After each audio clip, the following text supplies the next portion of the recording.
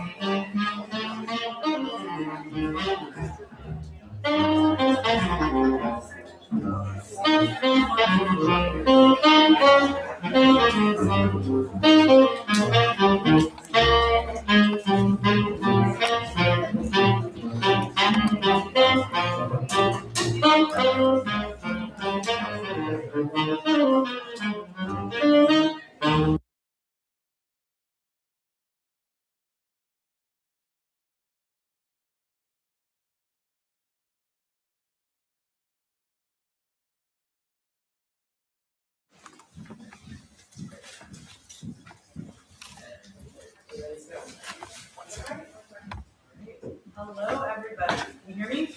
Yeah. Yes? Okay. I want people to hear more of it.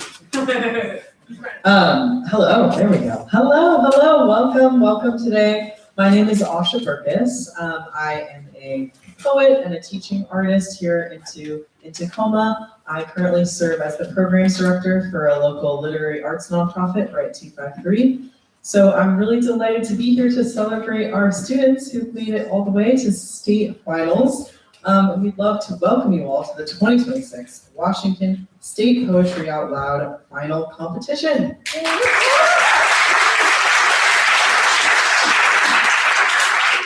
Poetry Out Loud is a program supported by the National Endowment for the Arts and produced here in our state by the Washington State Arts Commission, also known as ArtsWA. The program works like a spelling bee. Students are introduced to the program at a classroom level and participate in classroom competitions. Students advance to school-wide competitions and then one of 4 regional finals. And the top scoring students from those regional finals, plus the top students from this year's Poetry Out Loud virtual cohort, are reciting here today. So I think that's 9 out of 6,000. Yeah. Yeah. That's amazing. And one of them here today will be the Washington State Poetry Out Loud champion and will represent our state at the national finals taking place in Washington, D.C., starting on April 27th. So it's very exciting. Before we get any further with our introductions, I would like to acknowledge that we are on the traditional lands of the Puyallup people, past and present, where they make their home and speak the Lushootseed language. We honor and express our gratitude to the land itself, and we encourage each of you to learn about the land, legacies, and stories of Indigenous communities who have called the Pacific Northwest home since time immemorial. This year's Poetry Out Loud is joining other programs and organizations across the country to celebrate the 250th anniversary of the signing of the Declaration of Independence. A special curated edition of the Poetry Out Loud anthology is being used, focusing on the rich history of poetry in America. You can find all the poems recited by our students today at the Poetry Out Loud website, poetryoutloud.org. We do have someone special in our audience to acknowledge today. Back in 2020, we held the year's state final competition on the very last day. You could have a public event in Pierce County before, well, we all know what happened, or anywhere in the state, right before the pandemic. And we were all sheltered and remote for what seemed like forever. And so sadly that year there was no National Poetry Out Loud competition for our students to travel to. So all the state's champions were given a little extra honorarium, but that was it. And we're here today, and it is our pleasure to recognize that our state champion from this year is in the building with us. Assembled family and friends, the 2020 Washington State Poetry Out Loud champion, Jordan Maddox. Jordan, if you want to stand and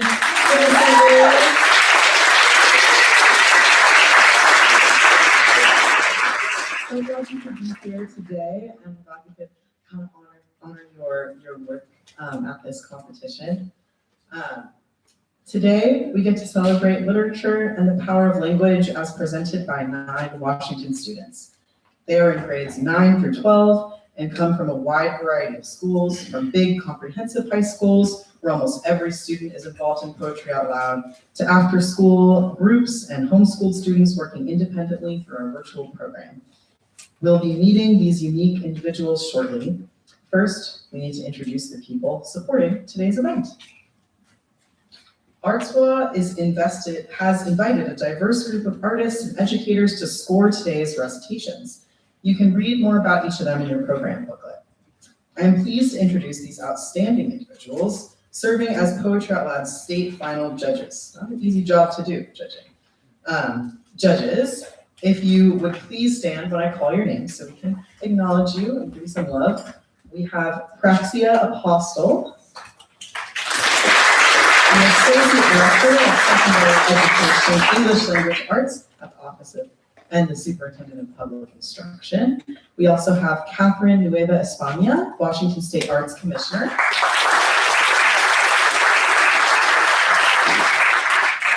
We have Coria Giles, the Budget Analyst for ArtsWA. We have Aileen Cowan-Vokes, who is a poet, essayist, and education specialist. And Sarah Steinke, a poet, psychotherapist, and yoga instructor, currently serving as the Bremerton Poet Laureate. judges. Our judges will be scoring recitations using the National Poetry Out Loud evaluation criteria, and they score with great care. Each poem must be recited exactly as was written by the poet.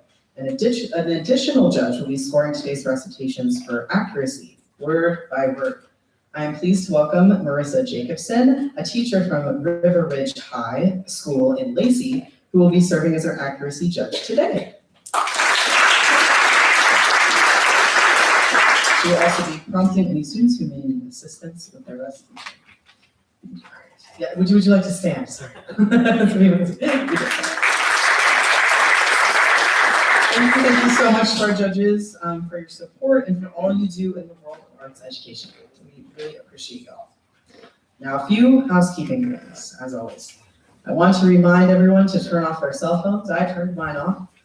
Anything else that rings or beeps, let's turn it off. Check them and put them away now. Give you a moment to do so. Maybe double check, triple check. We are also pleased to welcome back the Kareem Candy World Orchestra, providing live music throughout today's program. Please welcome Kareem Candy and Greg Feingold. It really adds a lot. I love the live music, it's so special, so thank you all for being here. Please do not take any photos or videos during this event, even without flash, and especially during the recitations. Clicking, accidental flashing can be really distracting for our students and audience members and for our judges. But we do, never fear, we have a professional photographer here today, Pavel Grabowski. If you want to say hello. Participating students and their families will have access to today's images in the coming weeks. There will be a point toward the end of the program, after all the recitations are done, when it will be okay for you to take photos, and we will let you know. But until then, we are in good hands with Pavel. For those of you that did not get a program booklet, in the lobby, you can download a digital copy using the QR codes posted here in the theater, or by visiting www.arts.wa.gov/poetry-out-loud and look for the digital program hyperlink. I think I'll probably repeat that. So the criteria for our student judging I will introduce right now. What does judging a Poetry Out Loud recitation involve, you might ask? Today, our judges will evaluate each recitation using criteria established by the National Poetry Out Loud program. This five-part criteria is used from the classroom level all the way to nationals. It's the same criteria all the way across the board at every level. The evaluation criteria are physical presence, voice and articulation, interpretation, evidence of understanding, and overall performance. Each of these criteria areas is explained in the materials that are provided on the Poetry Out Loud website, poetryoutloud.org. In today's program, there will be 3 rounds. All students will recite one poem in each of the first rounds. At the end of the second round, we will announce the students with the highest accumulated scores and then move to the third and final round with our 3 finalists. One of those students will become this year's Washington State Poetry Out Loud champion. It is my pleasure to introduce the 2026 Washington State Regional Champions participating in today's competitions. Students, as I call your name, please join me on stage. First up, we have Ozias Conant representing POL Virtual from Bellingham.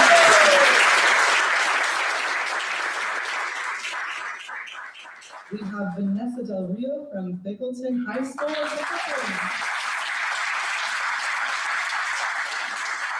And Shay Lee from Peninsula High School in Gig Harbor.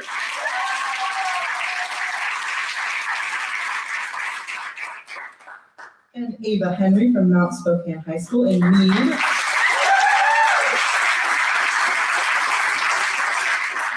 Sophia Kuntz from Ellensburg High School in Ellensburg.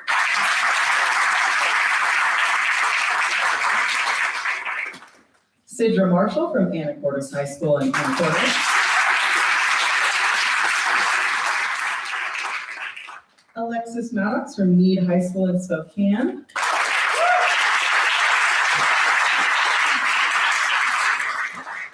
Jay Persis from Concordia Christian Academy in Tacoma.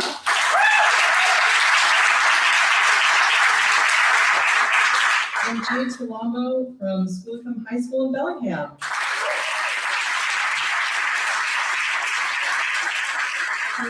Congratulations to all of these students on their Poetry Out Loud achievements. It's just such a big deal.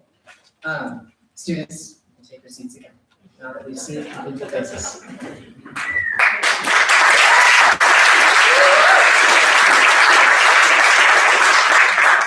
All right, we've got all the housekeeping. It's time for poetry. We're all here to see and witness tonight, and we will begin round one now. For this first round, students will be reciting in alphabetical order by last name from the beginning of the alphabet to the end. A to Z. After each recitation, our judges will need a few moments to complete their evaluation process. We'll hear some fabulous music from Kareem and Greg, and I might even have a couple things to contribute. You know, a little tidbit about the poet, about poetry in general. It's gonna be so fun, I promise. All right, students, you ready? Cool. Y'all ready? Yeah! I can't hear you. All right, let's get started. And now for our first recitation of the day, please welcome Ozias Conan.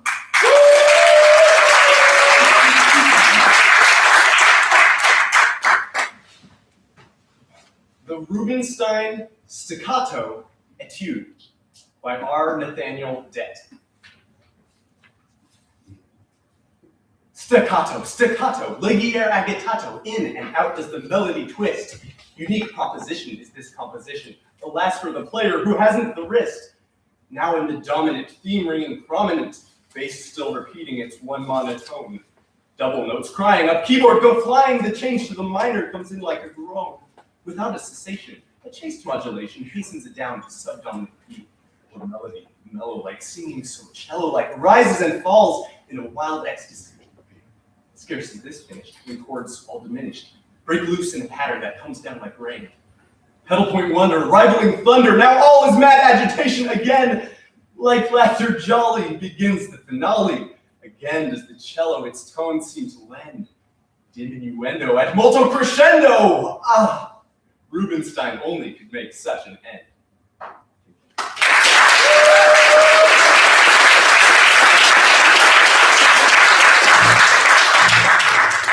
Thank you so much for getting us started.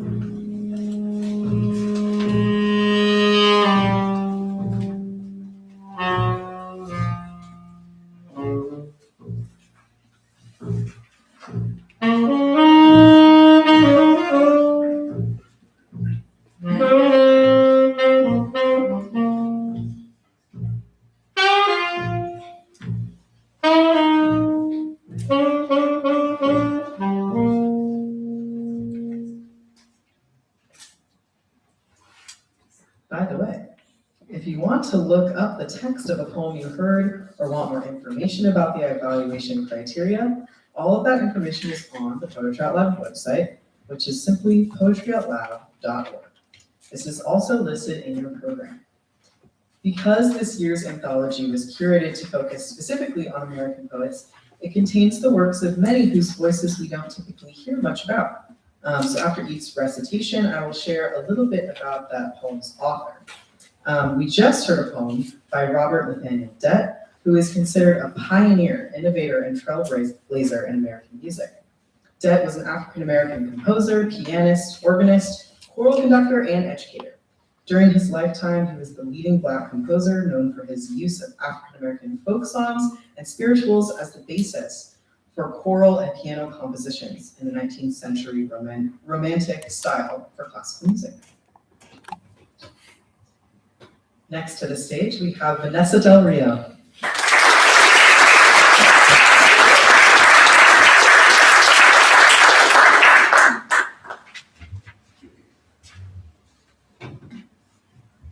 The Coming Woman by Mary Weston Fordham.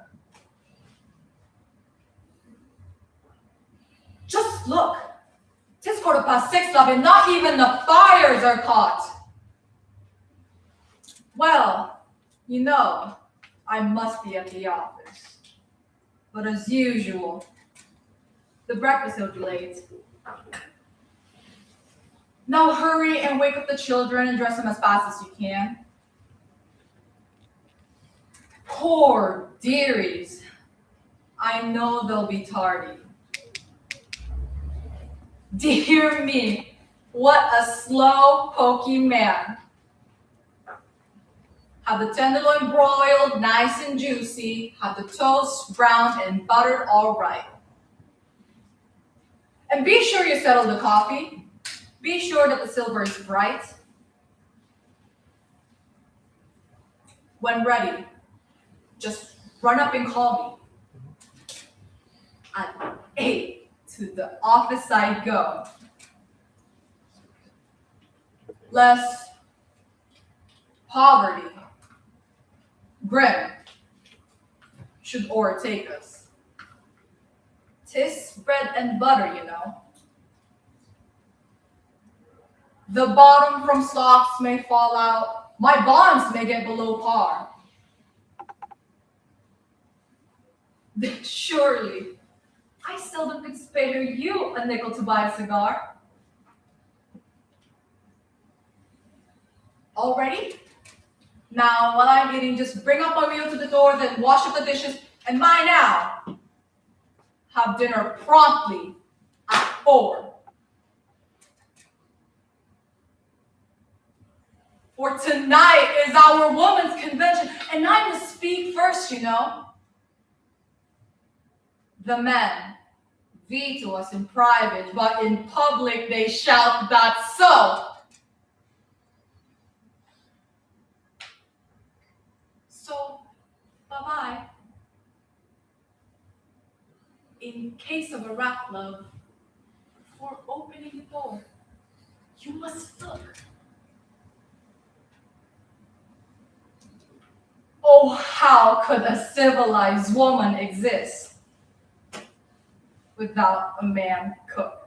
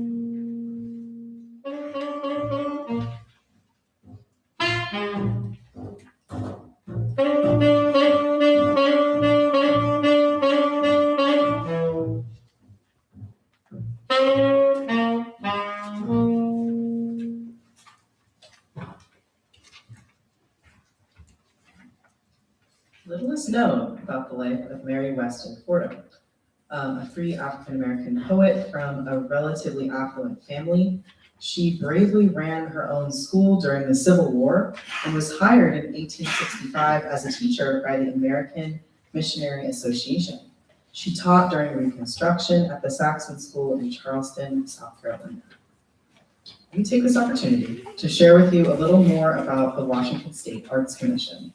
It's a state agency based in Olympia with an expanding number of programs and services to support, encourage, and nurture our thriving creative economy across the state.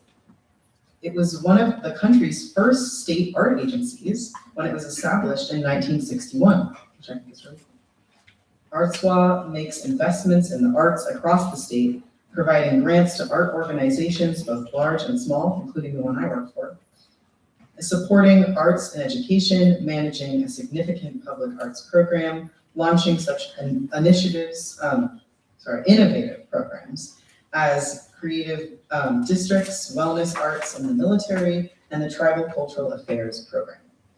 If you are interested in more information about ArtsWA and its many programs, we encourage you to visit the website, which is listed on your program, arts.wa.gov. Now, please welcome Shay Dooley to the stage.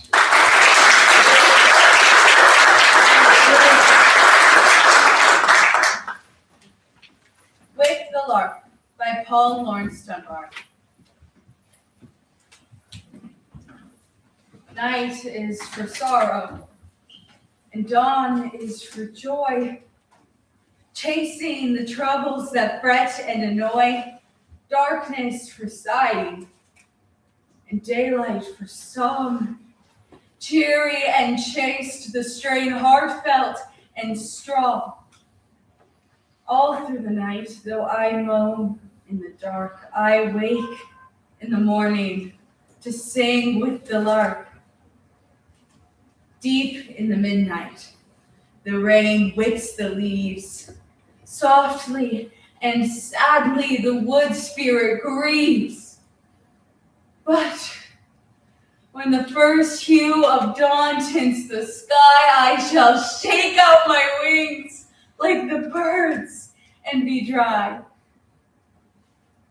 And though, like the raindrops, I grieved through the dark, I shall wake in the morning to sing with the lark. Up on the high hills of heaven some morning to be, where the rain shall not grieve through the leaves of the tree. There, my heart will be glad for the pain I have known, for my hand will be clasped in the hand of mine own.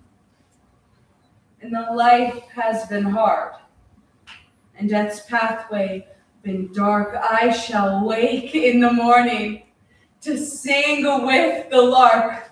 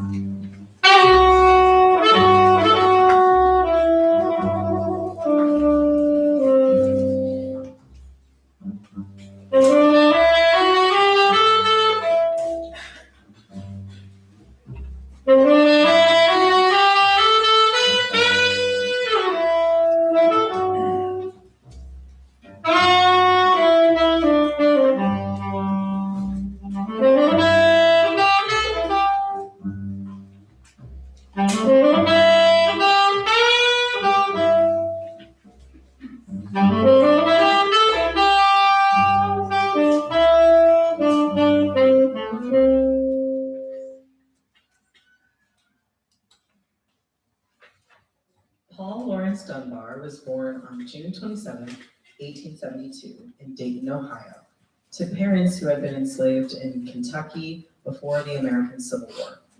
In addition to poetry, he was also a novelist and a short story writer. He became one of the first influential Black poets in American literature. And now we will hear from Ava Henry.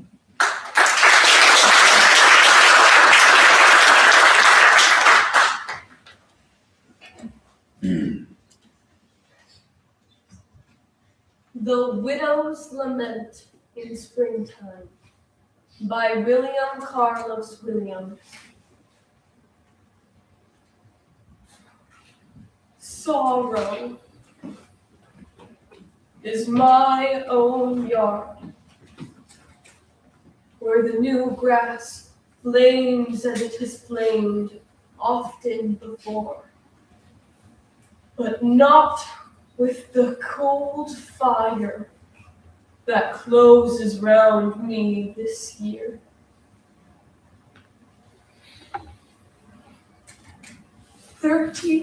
5 years, I lived with my husband.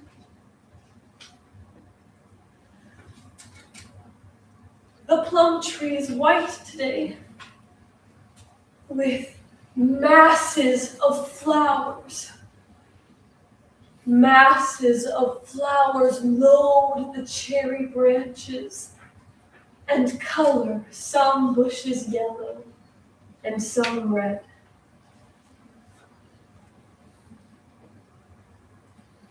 But the grief in my heart is stronger than they.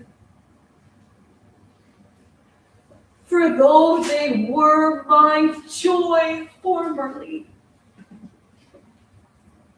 today I notice them and turn away, forgetting.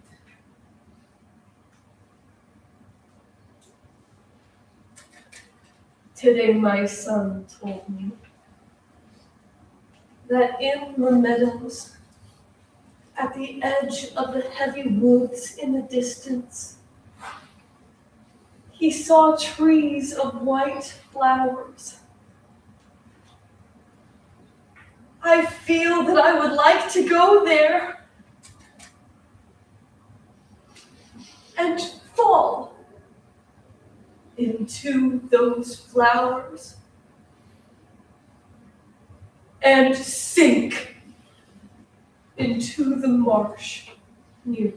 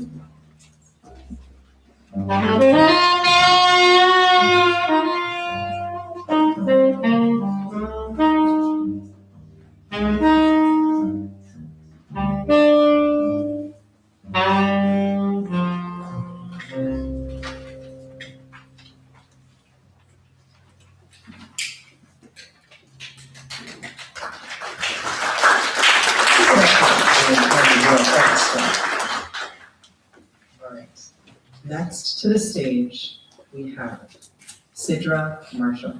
Oh, my apologies. Sophia Kutz.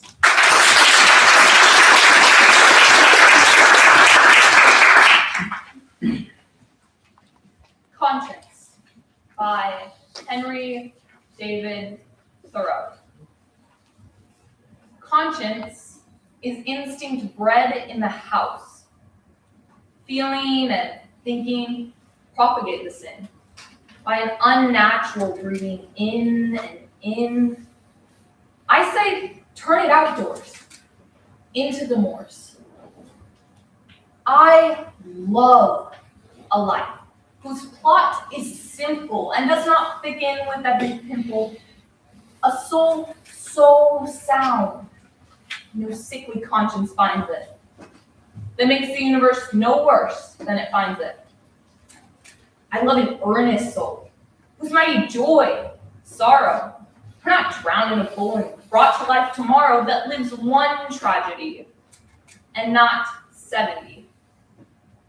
A conscience worth keeping, laughing, not weeping. A conscience wise and steady, and forever ready, not changing with events, dealing in compliments. A conscience exercised about large things where one may doubt.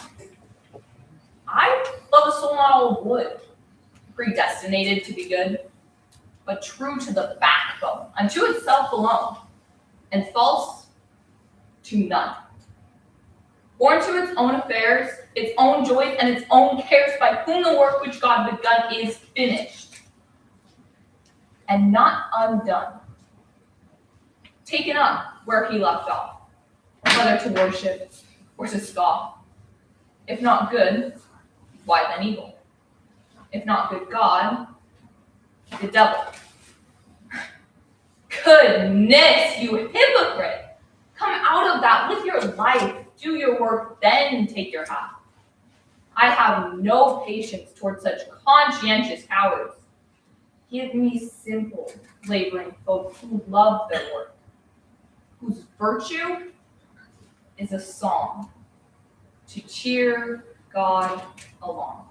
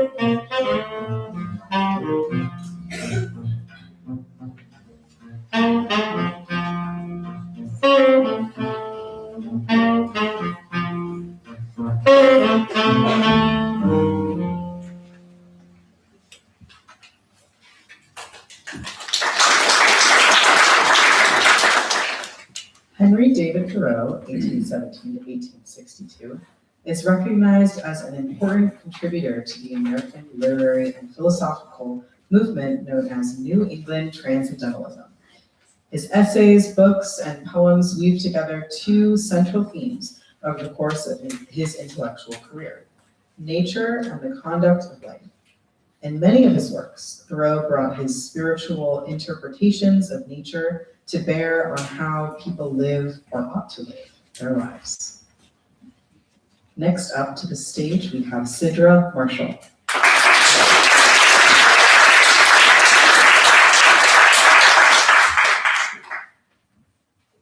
To a Young Dancing Girl by Elsa Bidlow.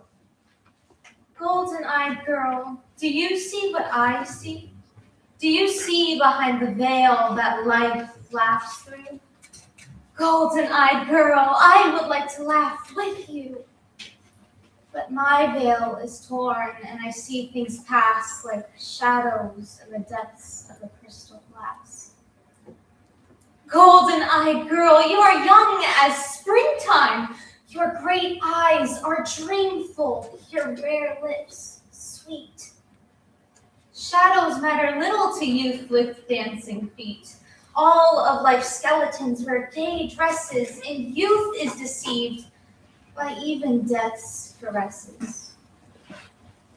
Golden-eyed girl, you have years to dance and wonder before your life's curtain will wear into holes and let you see the hopelessness hidden in souls.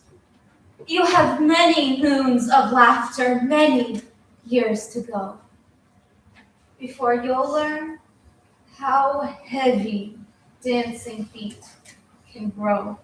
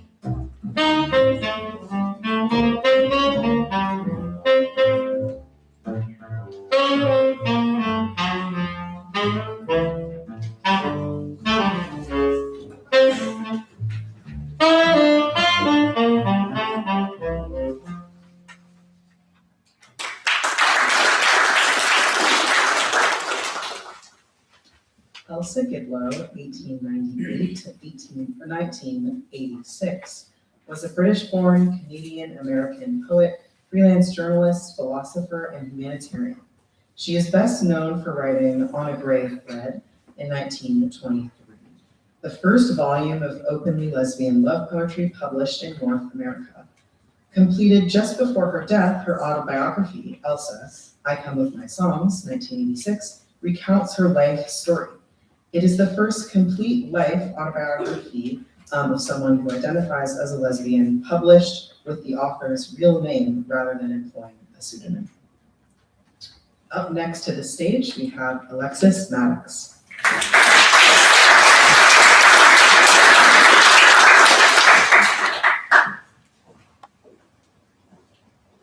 The Light of Stars by Henry Wadsworth Longfellow. The night is come, but not too soon. And sinking silently, all silently, the little moon drops down behind the sky. There is no light in earth or heaven but the cold light of stars. And the first watch of night is given to the red planet Mars. Is it the tender star of love? The star of love and dreams? Oh no, from that blue tent above, a hero's armor gleams. And earnest thoughts within me rise when I behold afar, suspended in the evening skies, the shield of that red star. O star of strength, I see thee stand and smile upon my pain. Thou beckonest with thy malleed hand, and I am strong again. Within my breast there is no light but the cold light of stars. I give the first watch of the night to the red planet Mars.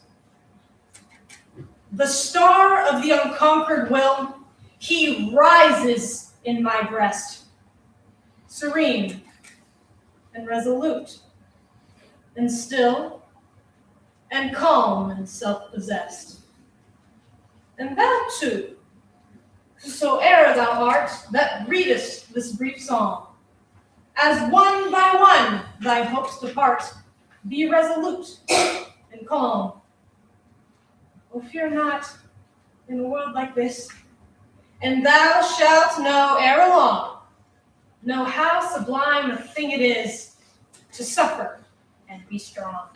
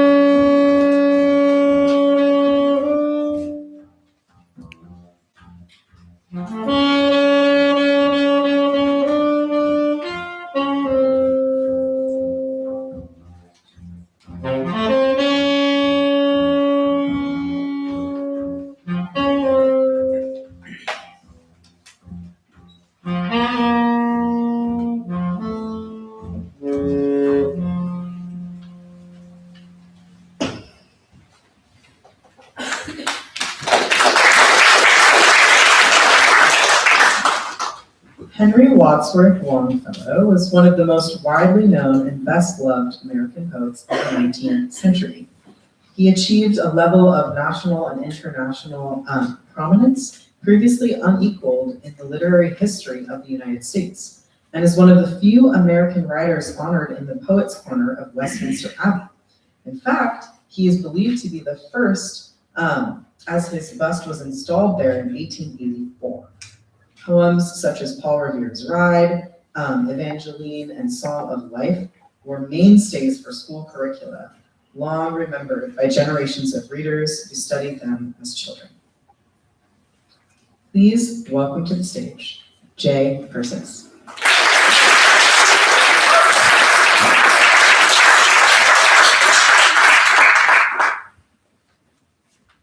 Hi, Bernal.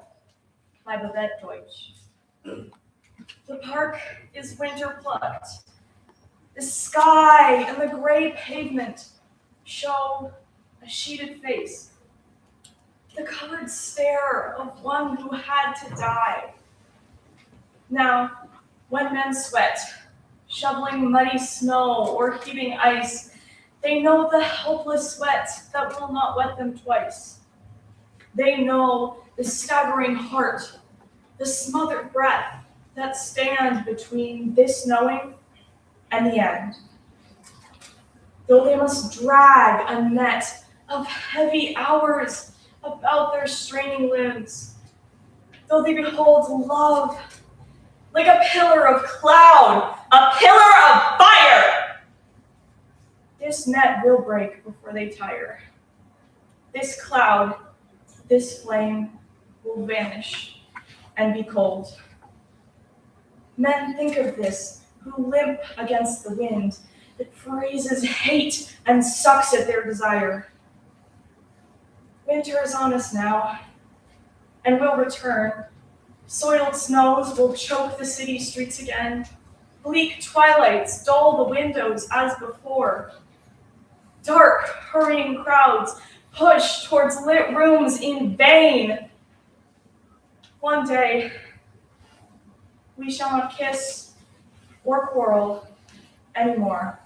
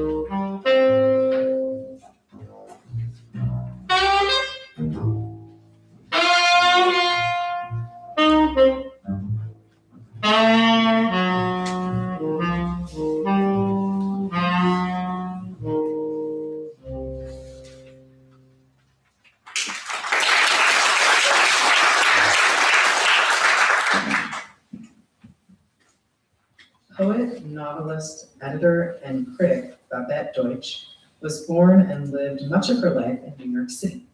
She began to publish poems in journals such as the New Republic while a student at Barnard College. 2 years after her graduation, she published her first poetry collection, Banners, in 1919. All right, we've made it to our final recitation of round one. Please welcome to the stage, Jade Talama.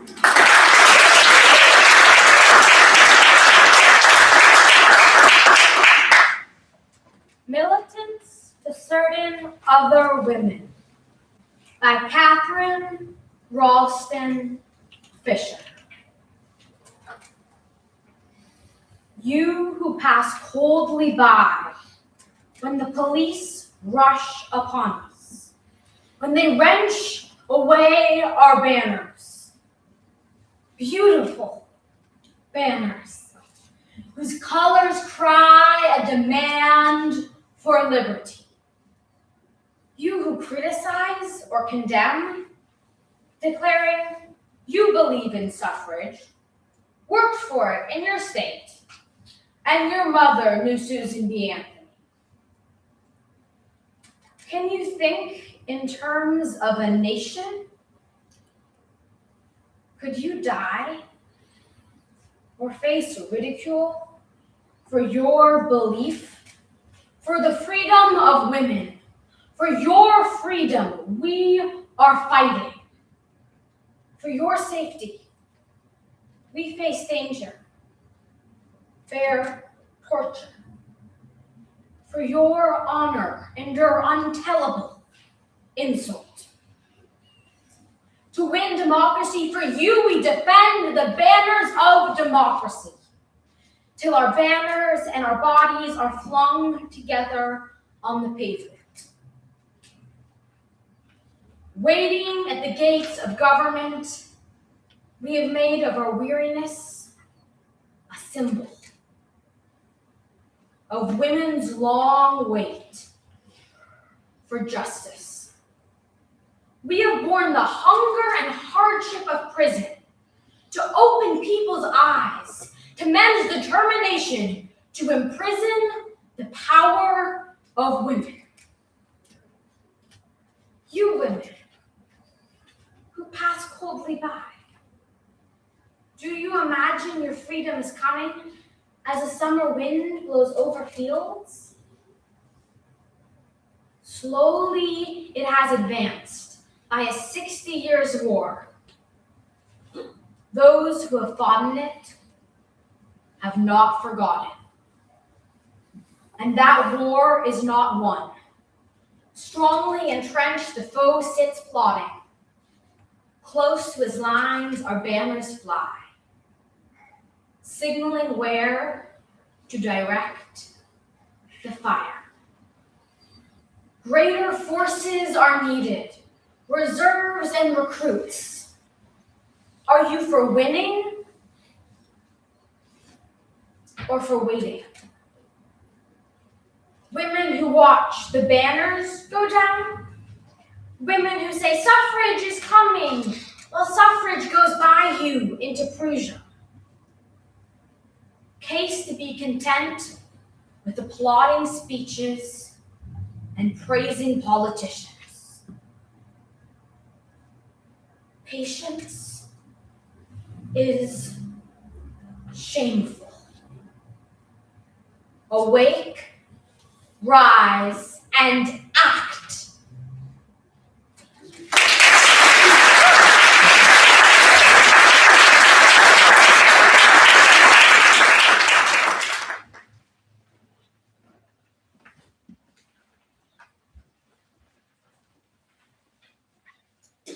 We have now completed round one. Let's have a big round of applause for these incredible students.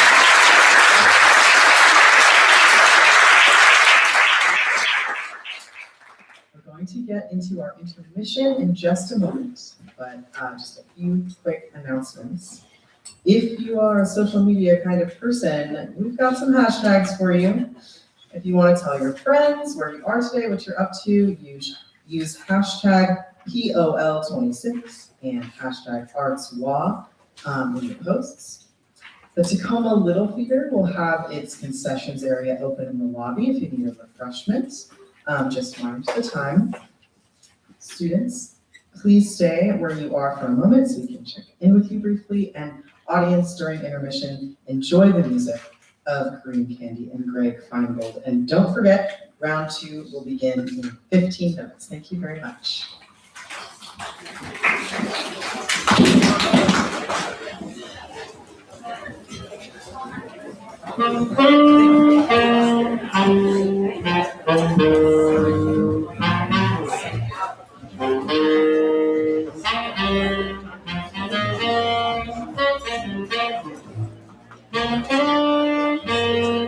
Do you want my camera to keep rolling through the vision? Okay.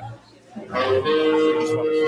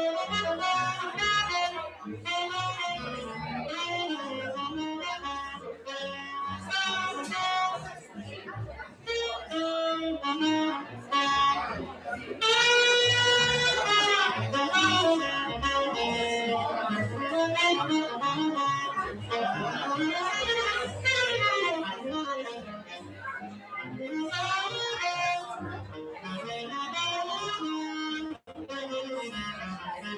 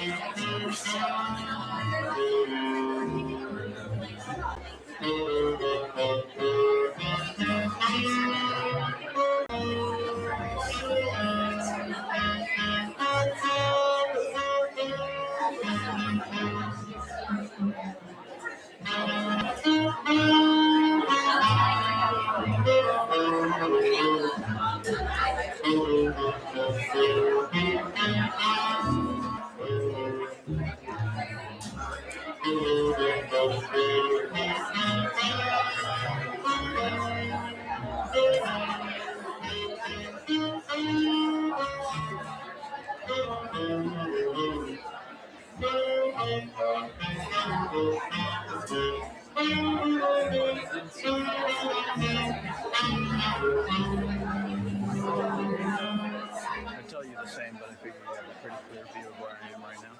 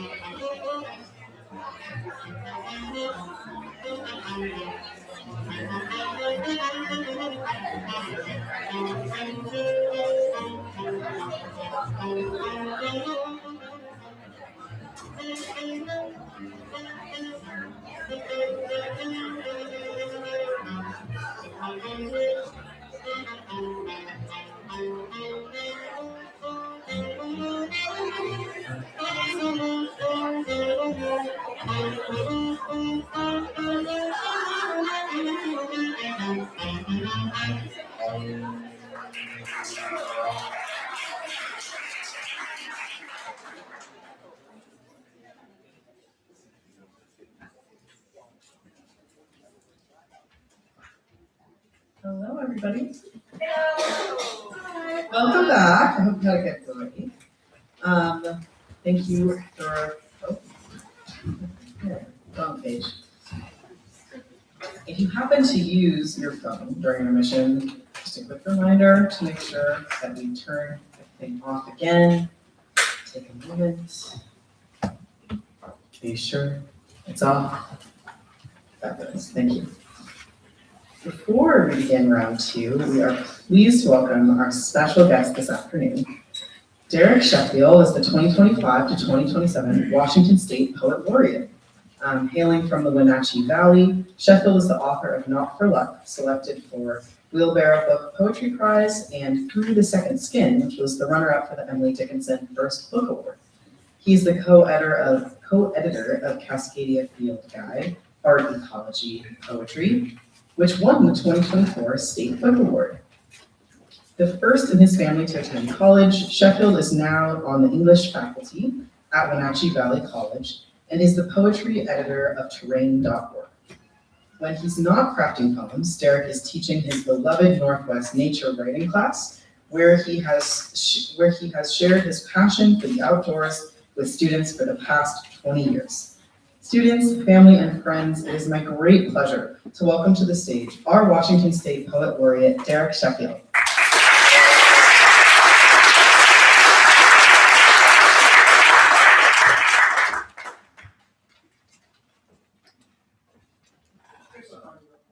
Here. See, it looks a little different from here.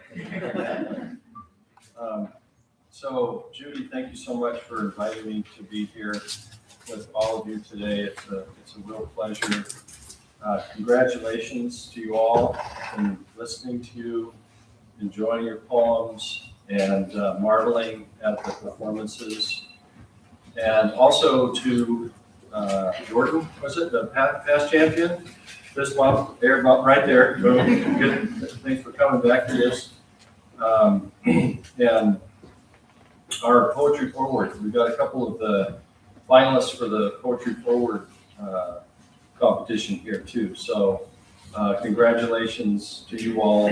Writing your own poems is quite a special feat. So yeah, so I am the State Poet Laureate since May 1st. I've been traveling our state, going from one end to the other, up and down and all around, out into the rural communities, the urban communities, everywhere that opportunities arise. And what I am is an ambassador for poetry in our culture. Clearly, such an ambassador is not needed here today. Okay? So, but I'm here anyway. And I think I'd like to share a poem with you that I wrote on my heart many years ago. It was the first poem that I remember, like where I was a freshman in Mrs. Wise's class, just a few miles from here, actually. She's going to the rival high school, so I'm still rooting for her. And I read this poem called Those Winter Sundays by Robert Hayden. And it was the first time that like something magical happened, like it hit, it hit deep. And it seems strange to me now, like I didn't know how it did it or why it did it. I just know that it did it. So I want to share that one with you. Those Winter Sundays. Sundays too, my father got up early and put his clothes on in the blue-black cold. Then, with cracked hands that ached from labor in the weekday weather, made banked fires blaze. No one ever thanked him. I'd wake and hear coal splintering, breaking. When the rooms were warm, he'd call, and slowly I would rise and dress, fearing the chronic angers of that house, speaking indifferently to him, who had driven out the cold and polished my good shoes as well. What did I know? What did I know of love's austere and lonely offices?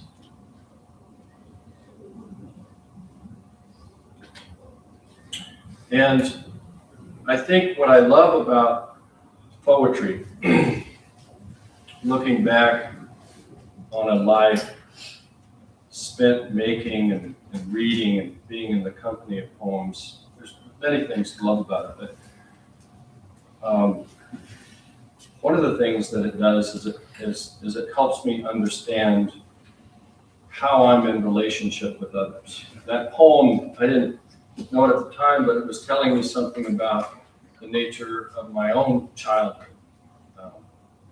and my own father, and what the kind of father that he was, the kinds of things he could do for us, and the kinds of things he could not do for us.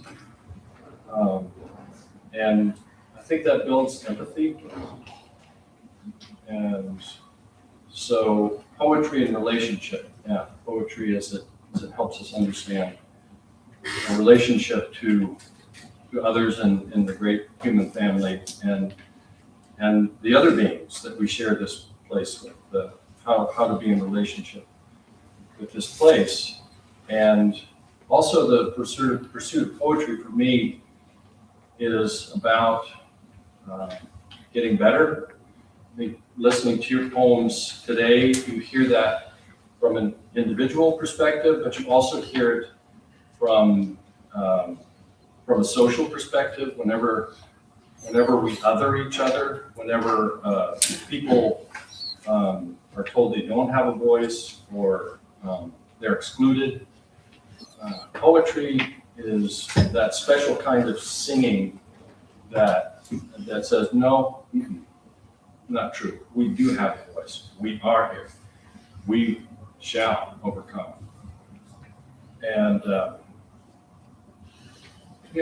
that's kind of some of the things I like about poetry. And lastly, I'll say here that that's how I put it. Like I wrote it on my heart when I memorize it, when I memorize a poem. And I have a lot of poems living in me now. And I know that I'm a different person for those poems that live in me. And sometimes when I'm stuck in traffic or waiting in the doctor's office or whatever it is, instead of turning to my phone, I turn to those poems inside me and I say them again. And I think the poem I've had in me longest is by Emily Dickinson. And I love that you have these poems on your heart, and I hope you continue doing this. I hope that they stay with you, because they're going to be different poems as you get older. Okay, like look what happened to me. As you get older, it's going to be a different poem every year, every 5 years. You're going to come back to it, and poetry speaks to the nuances of our reality, and we can't apprehend all of them that a poem offers us in one go, as I've come to understand. Especially like someone like Emily Dickinson, a true genius, and a true original. And it'll be a different poem, and you'll be a different person, but also who you are as a person will be informed by that poem. So wish you well as you go forth, and I'm going to be listening and rooting for all of you, and thank you for sharing your poems, and thank you all for being here today.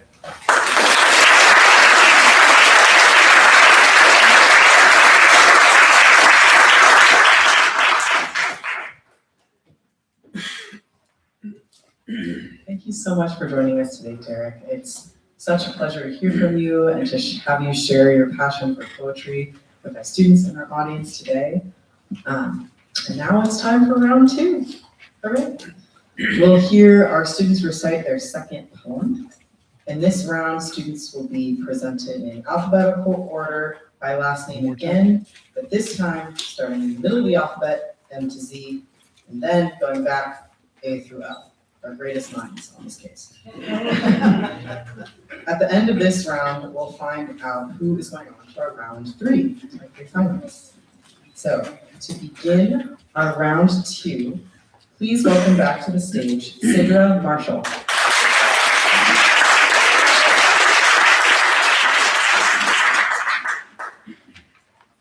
Why We Oppose Pockets for Women by ArtsWA Miller.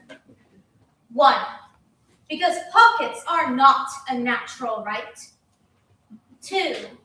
Because the great majority of women do not want pockets. If they did, they would have them. 3.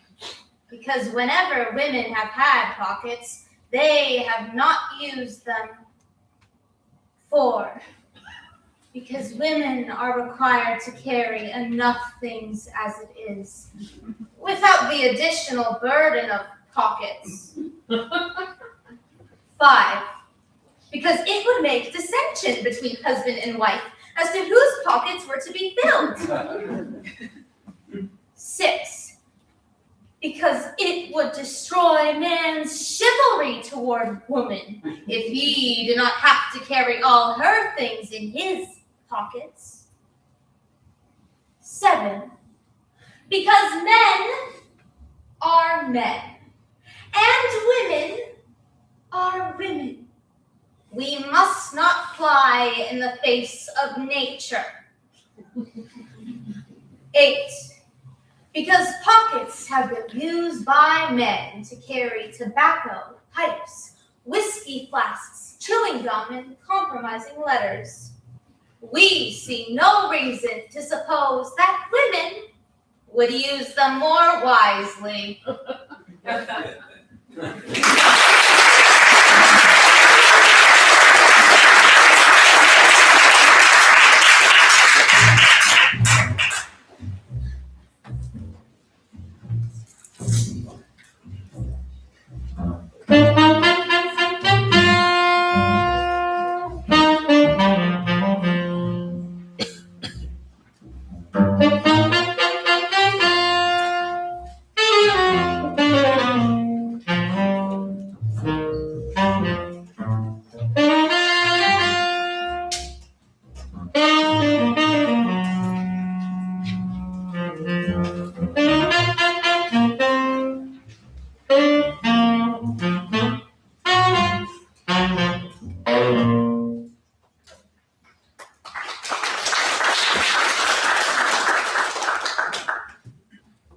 ArtsWA Miller was a poet, novelist, short story writer, and screenwriter whose satirical work influenced the American suffragist movement. She published best-selling novels, some of which were adapted to film. Between 1914 and 1917, she also published a column titled Are Women People? Which featured sardonic sketches about gender equality. Many of the verses were reprinted in her book Are Women People in 1915 and Women Are People! In 1917. One of her last novels, The White Cliffs in 1940, was adapted for radio and film. Winston Churchill later credited it in convincing the U.S. to enter World War II. Next to the stage, we have Alexis Maddox.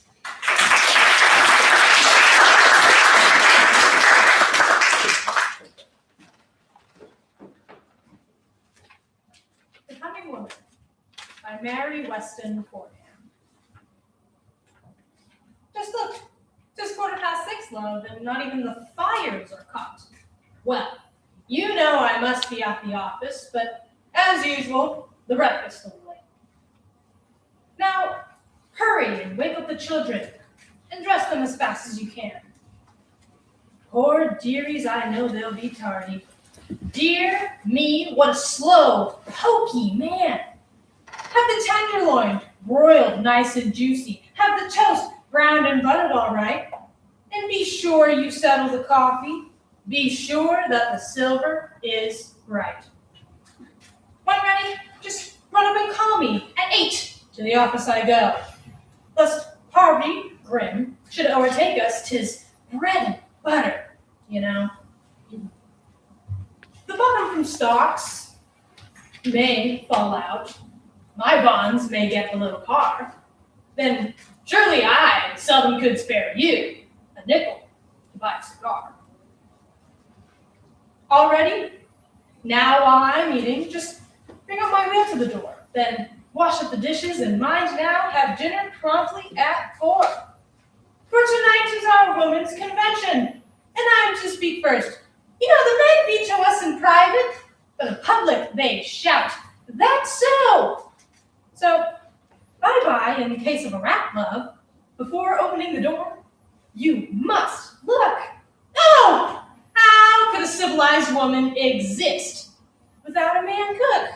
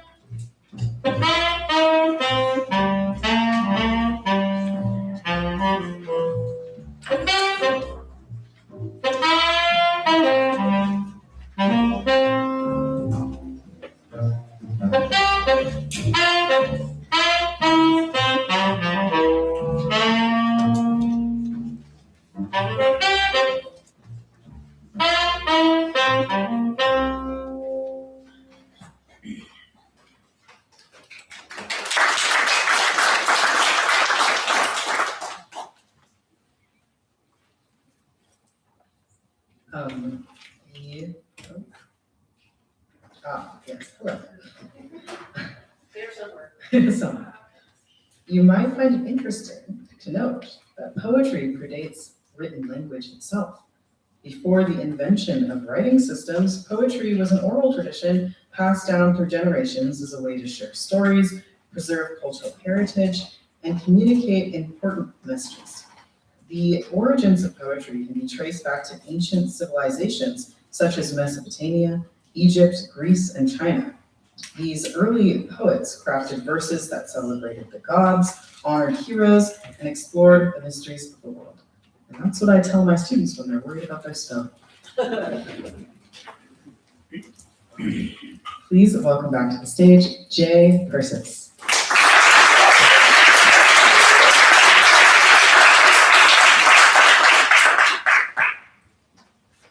Under the Harvest Moon by Carl Sandburg. Under the harvest moon, and the soft silver drip shimmering over the garden nights, death, the gray mocker, comes and whispers to you as a beautiful friend who remembers. Under the summer roses, when the flagrant crimson lurks in the dusk of the wild red leaves, love, with little hands, comes and touches you with 1,000 memories and asks you beautiful, unanswerable questions.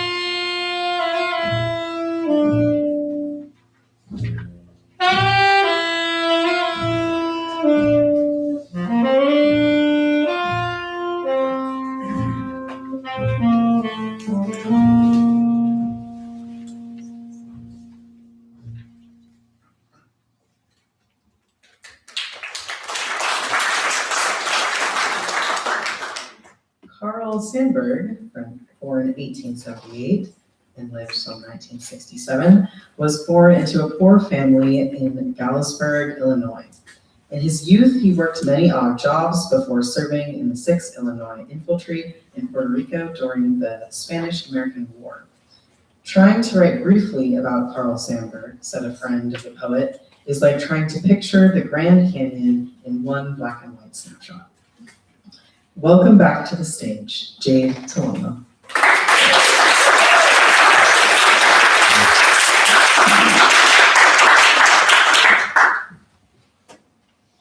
Come, Let Us Be Friends by Sarah Lee Brown Fleming. Come, let us be friends, you and I. E'en though the world doth hate at this hour, let's bask in the sunlight of a love so high that war cannot dim it in all its armed power. Come, let us be friends, you and I.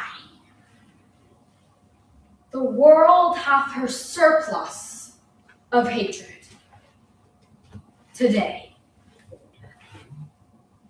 She needeth more love.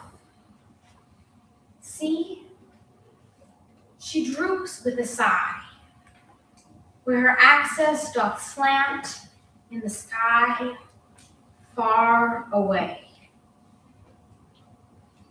Come, let us be friends, you and I, and love each other so deep and so well that the world may grow steady and forward fly, lest she wander towards chaos and drop into hell. Thank you.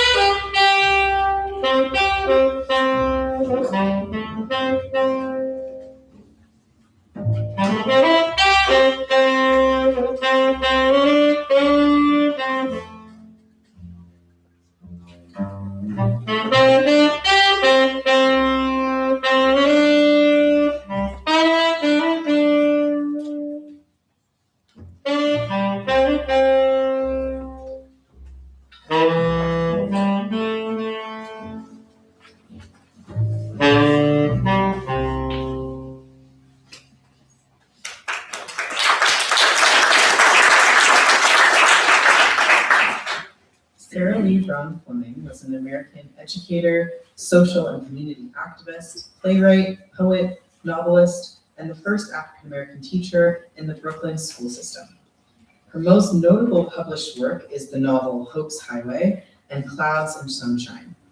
In her civil work, she organized the New Haven's Women's Civic League and founded the Phyllis Wheatley Home for Girls. She was cited before Congress in 1955 for her many community contributions, and that same year received the Sojourner Truth Scroll. Our next student is Ozias Clark.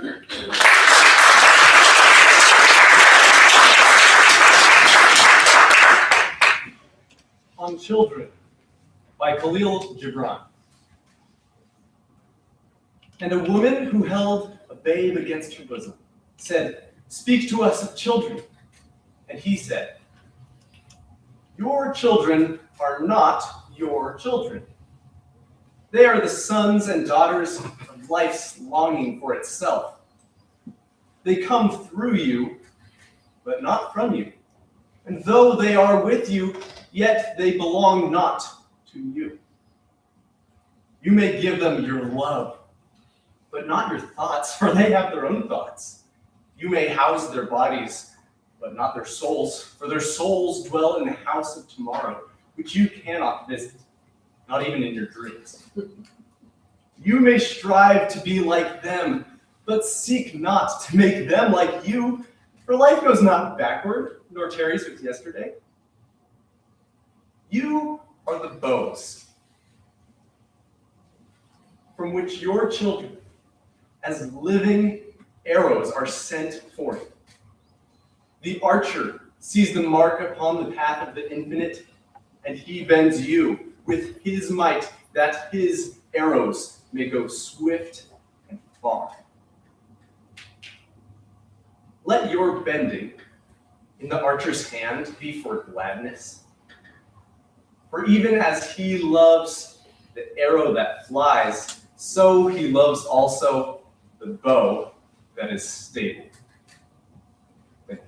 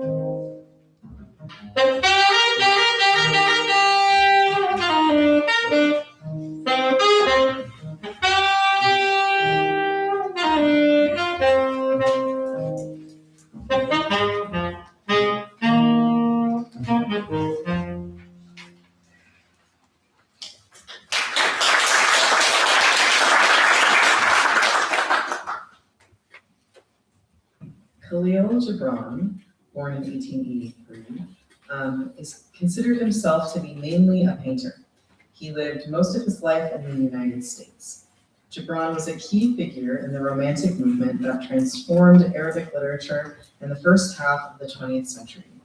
His early work was sketches, short stories, poems, and prose poems written for Arabic newspapers in the United States. These pieces spoke to the experience of loneliness of Middle Eastern immigrants in North America. Next up to the stage, we have Vanessa Del Rio.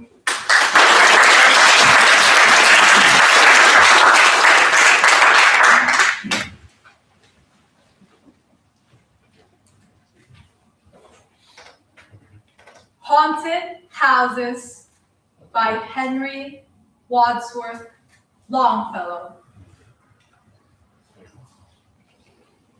All houses wherein men have lived and died are haunted houses. Through the open doors, the harmless phantoms on their errands glide with feet that make no sound upon the floors. We meet them at the doorway, on the stair, along the passages they come and go. Impalpable impressions on the air, a sense of something moving to and fro. There are more guests at table than the host invited. The illuminated hall is thronged with quiet, inoffensive ghosts. Silent as the pictures on the wall. The stranger at my fireside cannot see the forms I see, nor hear the sounds I hear. He but perceives what is, while unto me all that has been is visible and clear. We have no title deeds to house or lands. Owners and occupants of earlier dates, from graves forgotten, stretch their dusty hands and hold in what remains still their old estates. The spirit world around this world of sense floats like an atmosphere, and everywhere wafts through these earthly mists and vapor stents a vital breath of more ethereal air. Our little lives are kept in equipoise by opposite attractions and desires. The struggle of the instinct that enjoys, and the more noble instinct that aspires. These perturbations, this perpetual jar of earthly wants and aspirations high, come from the influence of an unseen star, an undiscovered planet in our sky. And as the moon from some dark gated cloud throws over the sea a floating bridge of light, across whose trembling planks our fancies crowd into the realm of mystery and night. So, from the world of spirits, there descends a bridge of light, connecting it with this, over whose unsteady floor that sways and bends. Wander our thoughts above the dark abyss.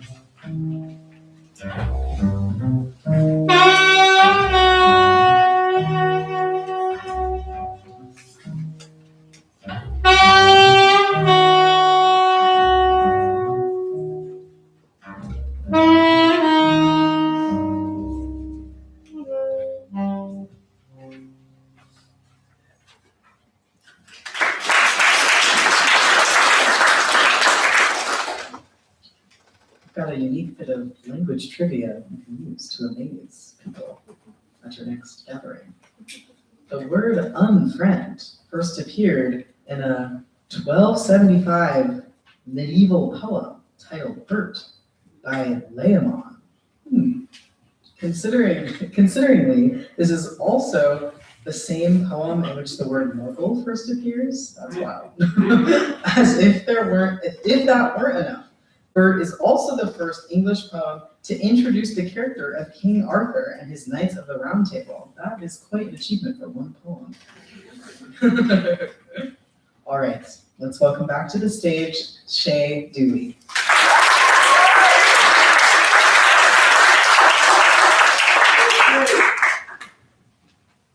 Incurable by Dorothy Parker. And if my heart be scarred and burned, The safer I for all I learned, the calmer I to see it true, that ways of love are never new.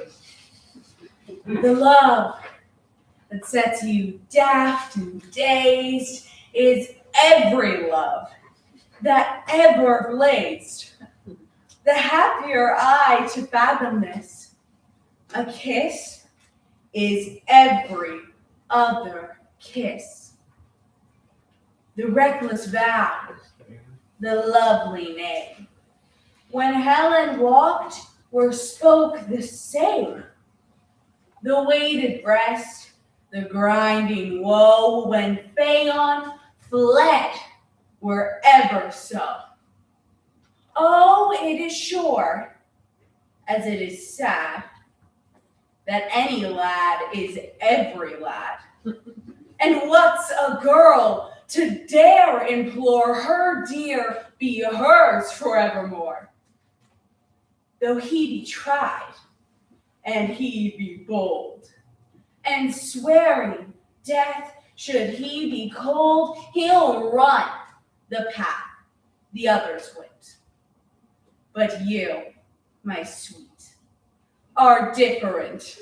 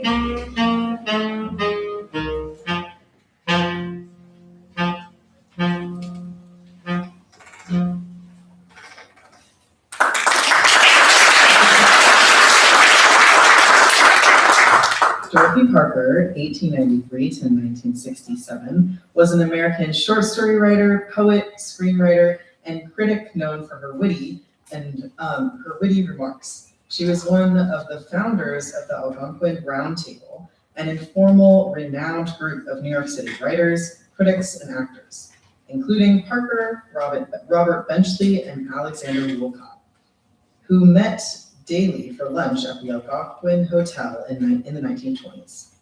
Known as the Vicious Circle, they were famous for their wit, wordplay, and immense influence on American literature and theater.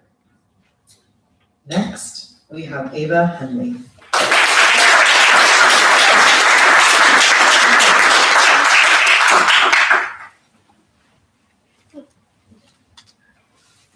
Poetry by Marianne Moore. I too dislike it. There are things that are important beyond all this fiddle. Reading it, however, with a perfect contempt for it, one discovers that there is in it, after all, a place for the genuine.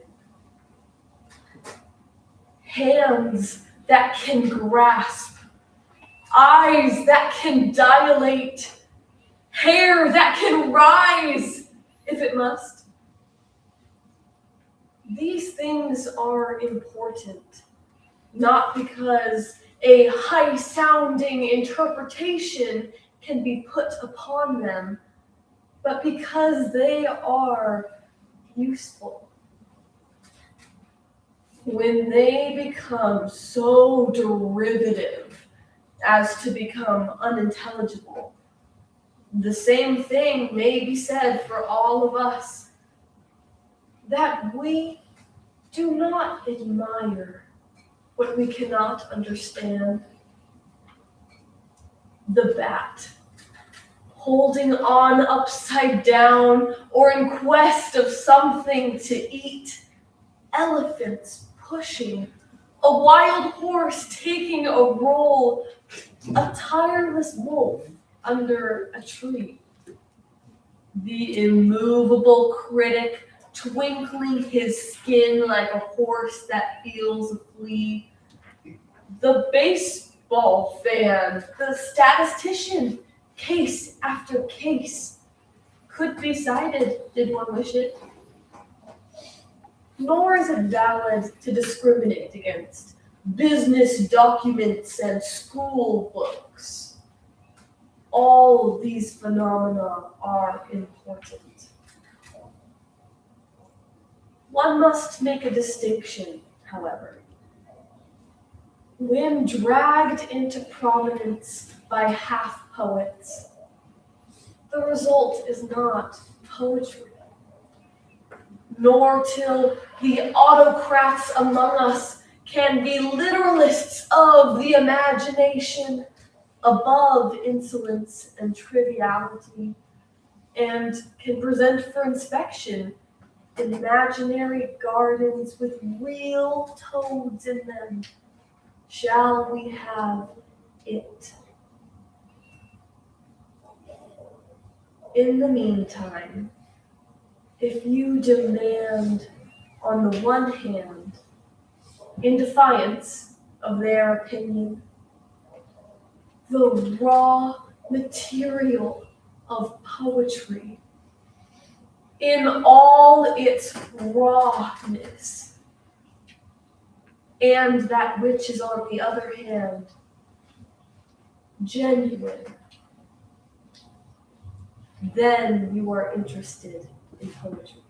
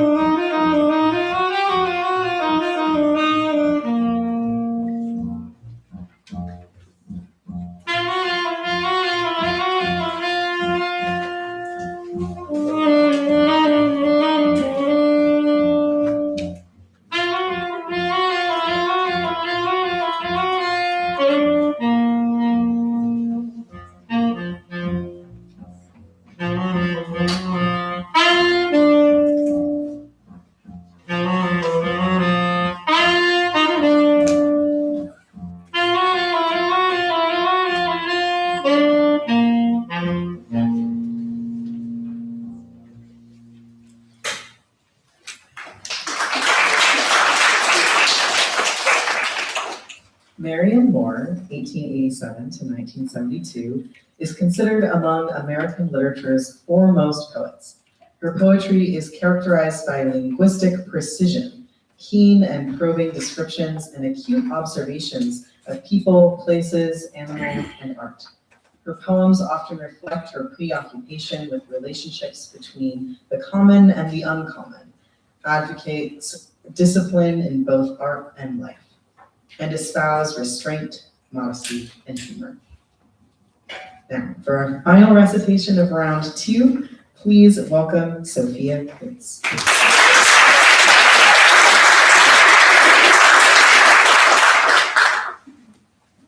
The Fish by Marianne Moore. Wade through black jade of the crow-blue mussel shells. One keeps adjusting the ash heaps, opening and shutting itself like an injured fan. The barnacles which encrust the side of the wave cannot hide there, for the submerged shafts of the sun split, like spun glass, move themselves with spotlight swiftness into the crevices, in and out, illuminating the turquoise sea of bodies. The water drives a wedge of iron through the iron edge of the cliff, whereupon the stars, pink rice grains, ink bespattered jellyfish, frogs like green lilies, and submarine toadstools slide each on the other. All external marks of abuse are present on this defiant edifice. All the physical features of accident, lack of cornice, dynamite, grooves, burns, and hatchet strokes, these things stand out on it. The chasm side is dead. Repeated evidence has proved that it can live on what cannot revive its youth. The sea grows old in it.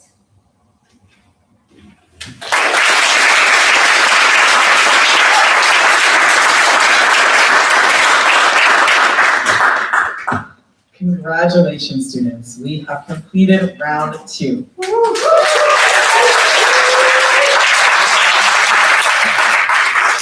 Really, thank you so much for all of your performances today. I know I've been moved and everyone's room has been moved by your craft and your care and your recitation, so you should be very, very proud of yourselves. Thank you. Yes.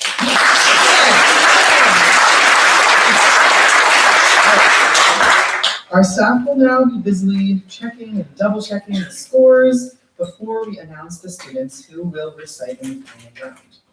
While they do that, we have a few things to share. The Kareem Candy World Orchestra has been bringing their special musical magic to nearly every Poetry Out Loud state final for over 15 years, which is amazing. 17 years. Kareem and Greg have been playing today since 12:45. That's a long day. So, which means it's time for them to take a break. Let's give them a round of applause.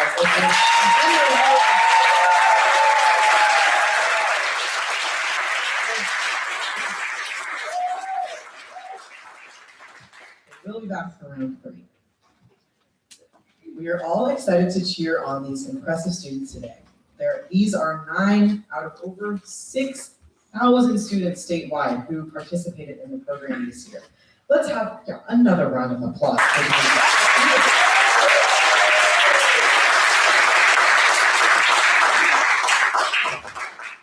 It is now my pleasure to introduce the Washington State Arts Commission's Executive Director, Karen Hammond.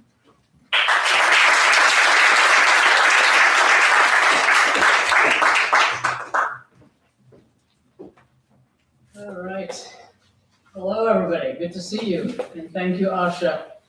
You know, the Poetry Out Loud State Final has been one of my very favorite events since I started as ArtsWA's Executive Director way back in 2014. And now, as I look ahead to June 30th, when I will actually step away from state service, I'm really moved to be here once again amongst all of you, celebrating your achievements and all the time and effort you put into getting yourselves here today. I think we all know that words have power. The founding fathers of the nation understood that 250 years ago, they struggled in what they called their imperfect union to declare independence, a pretty radical step that no group of colonies had ever taken from a parent state in known history, and I happen to be from there, so I have to apologize all the time. Sorry. But they turned to words, not just to voice their discontent, but to define a vision of what life on this continent could actually be.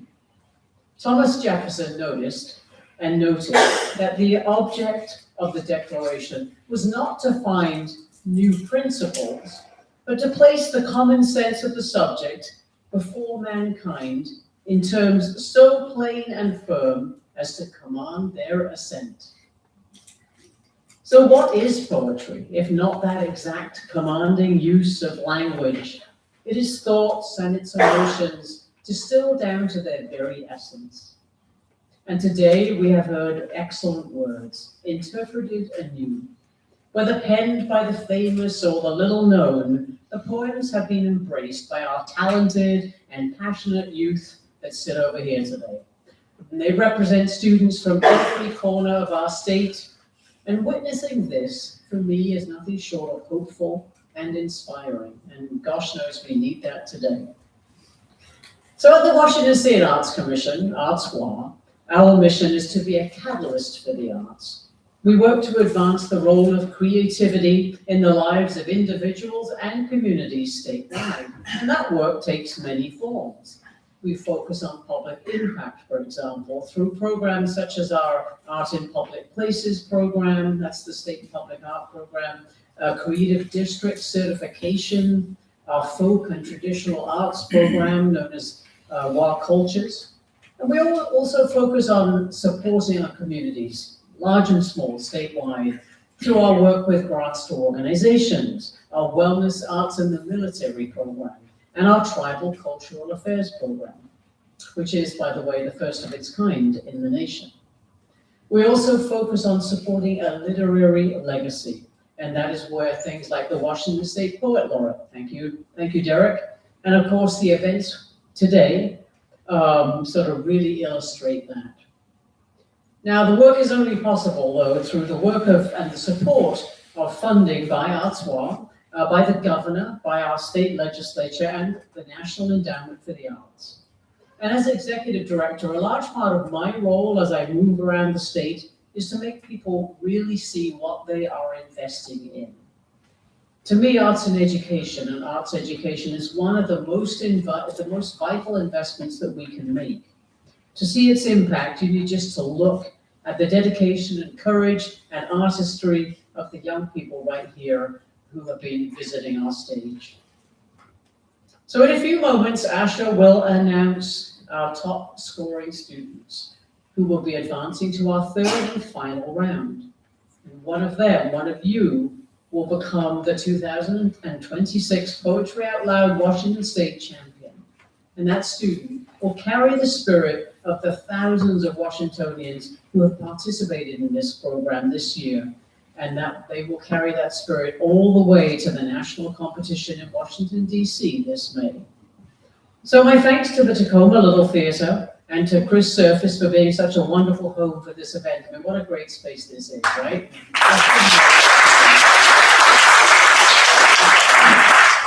And congratulations to all our students, and to the parents and the grandparents, the guardians, the siblings, the mentors, the teachers, all the ones, many of whom are here, who made it possible for these voices to be heard today. Whether you're here in person or watching on our live stream, thank you for supporting these incredible young people. Let's give them one more round of applause.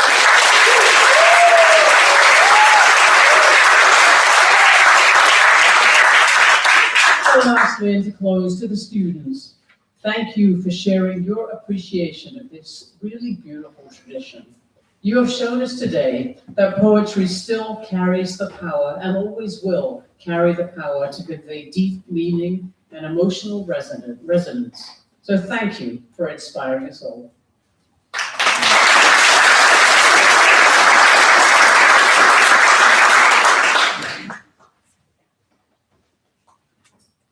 All right. Thank you so much, Karen, for sharing your words. Before we announce our finalists, we want to honor all 9 of our regional champions competing in today's state final. Karen and I are joined on stage today by ArtsWA Arts and Education Project Manager, Alexis Sarah. Hi,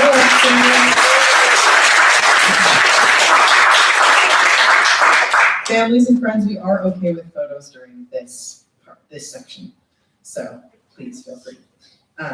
Students, please join me on stage as I call your name. From Bellingham, Ozias Khan.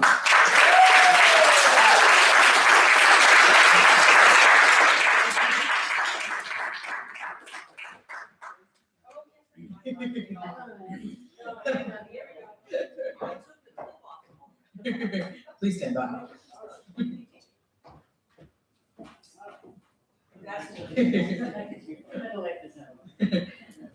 From Bickleton, Vanessa Del Rio.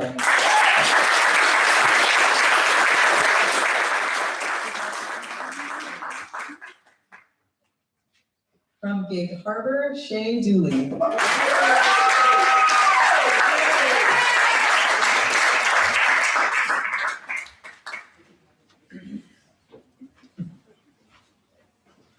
From Meade, Ava Henry.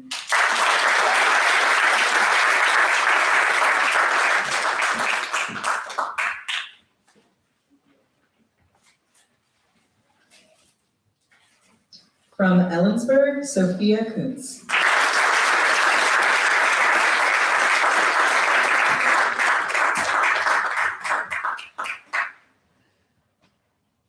From Anacortes, Sidra Marshall.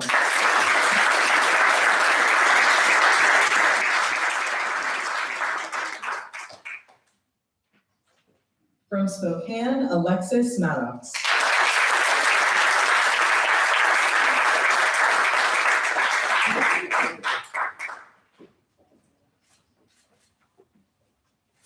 From Tacoma, Jay Persis.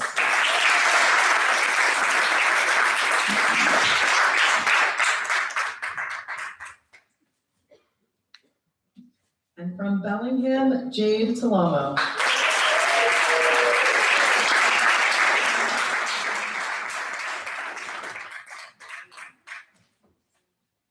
Every one of these students is so inspiring. They have put in a lot of hard work and preparation.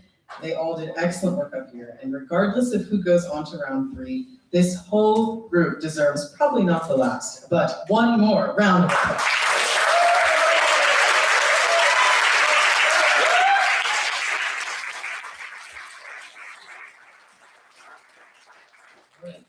It is now time to announce the 3 top scoring students who will advance to the 3rd round. Judy, the 4. Wow, that's exciting. May I have the names, please? Yeah, yes. I just double checking it.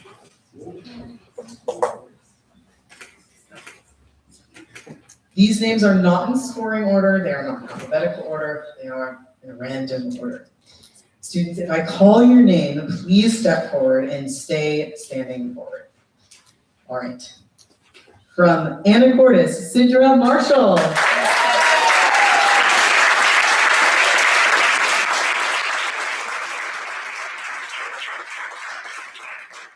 From Bellingham, Jade Salamo.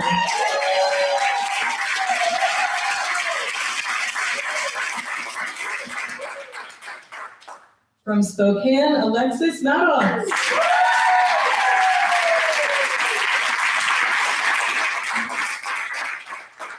And from Gig Harbor, Shay Dooley.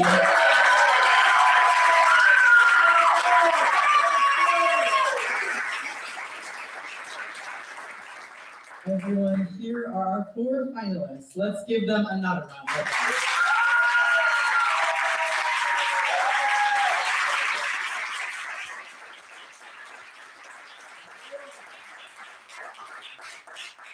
All right, we'll now go into our second intermission and get set up for the 3rd round with our finalists. After the end of the 3rd round, we'll invite all students to come back on stage for a question and answer session. So it's definitely worth sticking around for. Finalists, you can take a short break and be sure to check in with Tamar before round 3. We will start up again in 15 minutes. Thank you so much.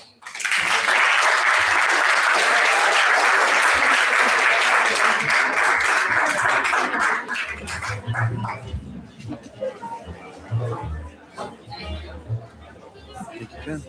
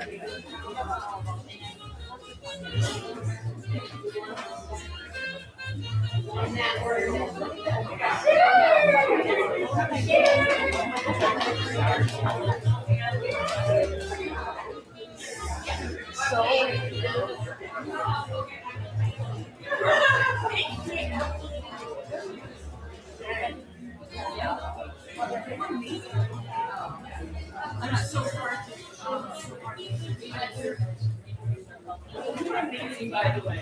You were so good. So good. I don't have any kids. It's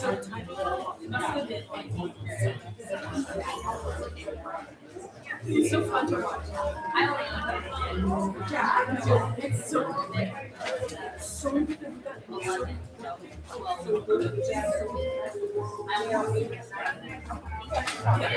it's so good. I was like amazed when I cried.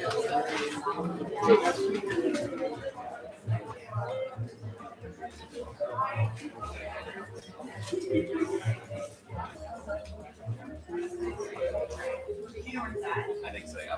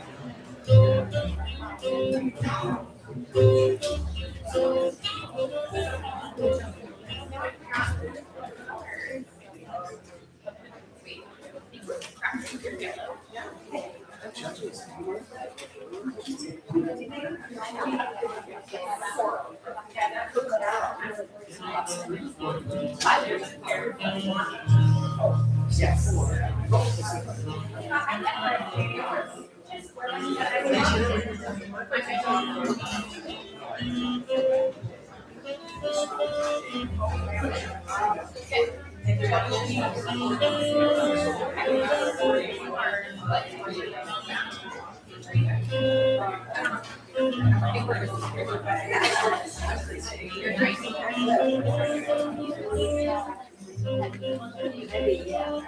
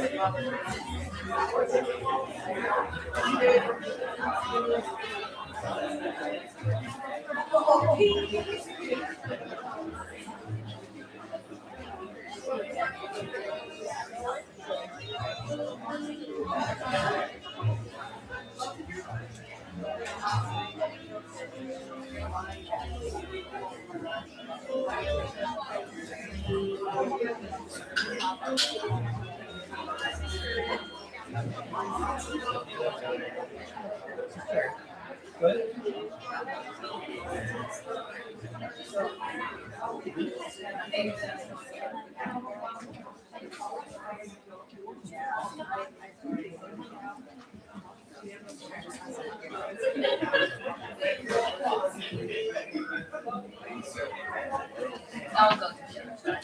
This is not working.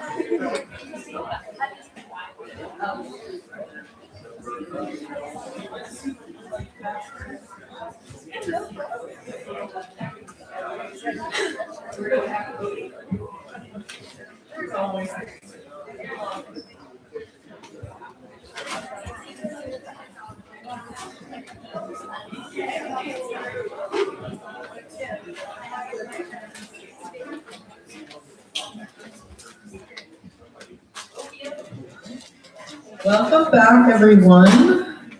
Hope you had a nice restful break. Before we begin round three, just another reminder to make sure all your phones and other things that beep and buzz are turned off before we head into our final round of recitations. Double check. Be sure they're on. Fabulous. All right. Again, please do not take any photographs during the last recitations unless you are the official Poetry Out Loud ArtsWA photographer and your name is Pablo. So, thank you. That's Pablo right there.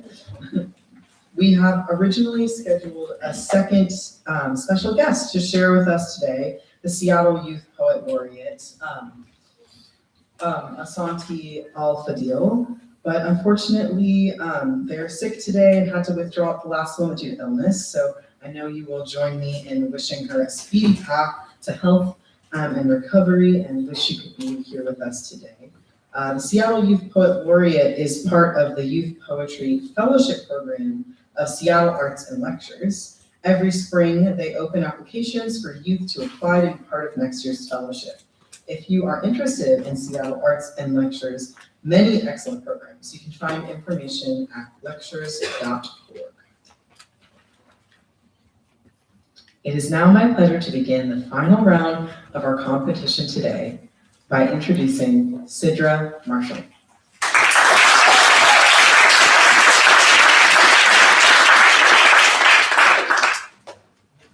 Nothing to Do by James Ephraim McGirt. The fields are white, the laborers are few, yet say the idle, there's nothing to do. Jails are crowded in Sunday schools few, we still complain, there's nothing to do. Drunkards are dying. Your sons, it is true, mother's arms folded with nothing to do. Heathens are dying, their blood falls on you. How can you people find nothing to do?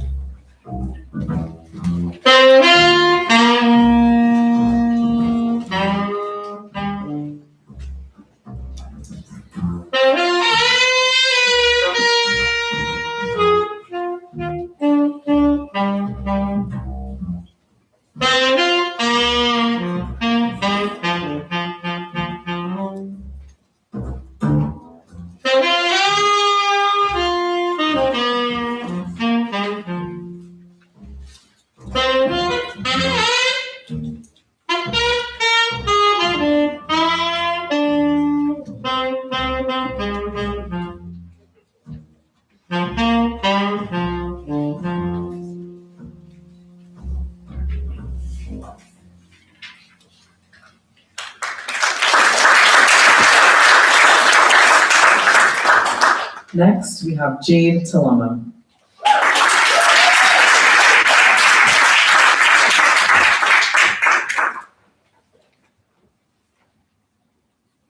Poetry by Marion Moore.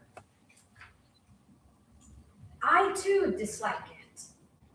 There are things that are important beyond all this fiddle.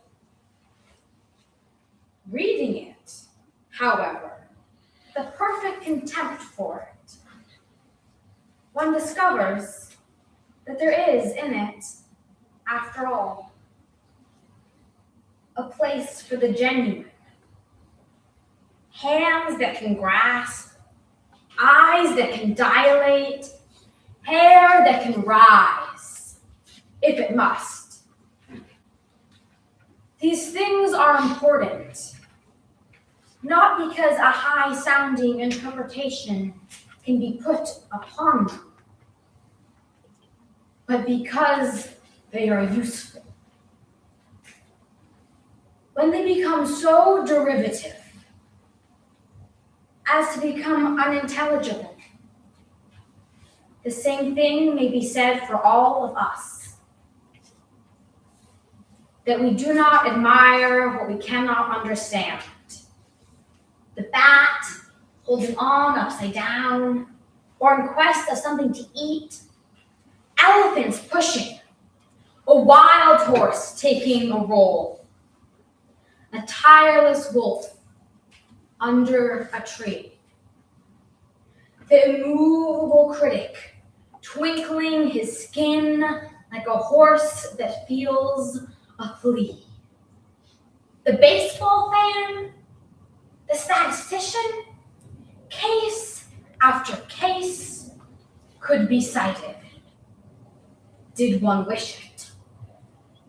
nor is it valid to discriminate against business documents and school books. All these phenomena are important.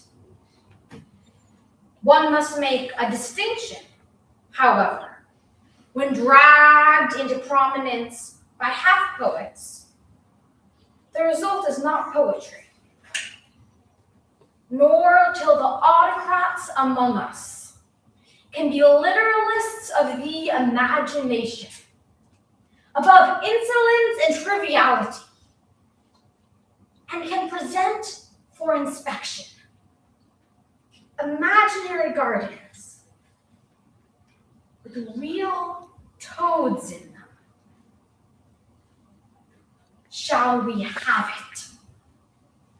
In the meantime, if you demand, on the one hand, in defiance of their opinion, the raw material of poetry in all its rawness, and that which is, on the other hand, genuine, then you are interested in poetry.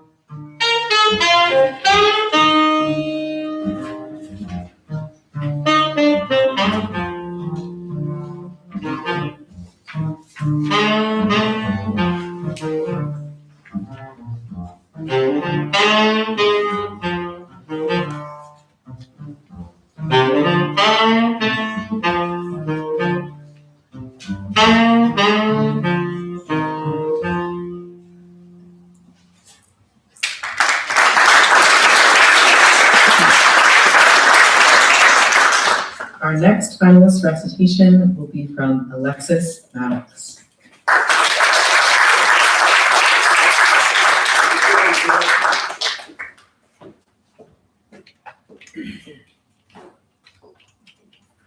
The Contrast by Frances Ellen Watkins Harper. They scorned her for her sin, spoke harshly of her fall, nor lent the hand of mercy to break her hated thrall.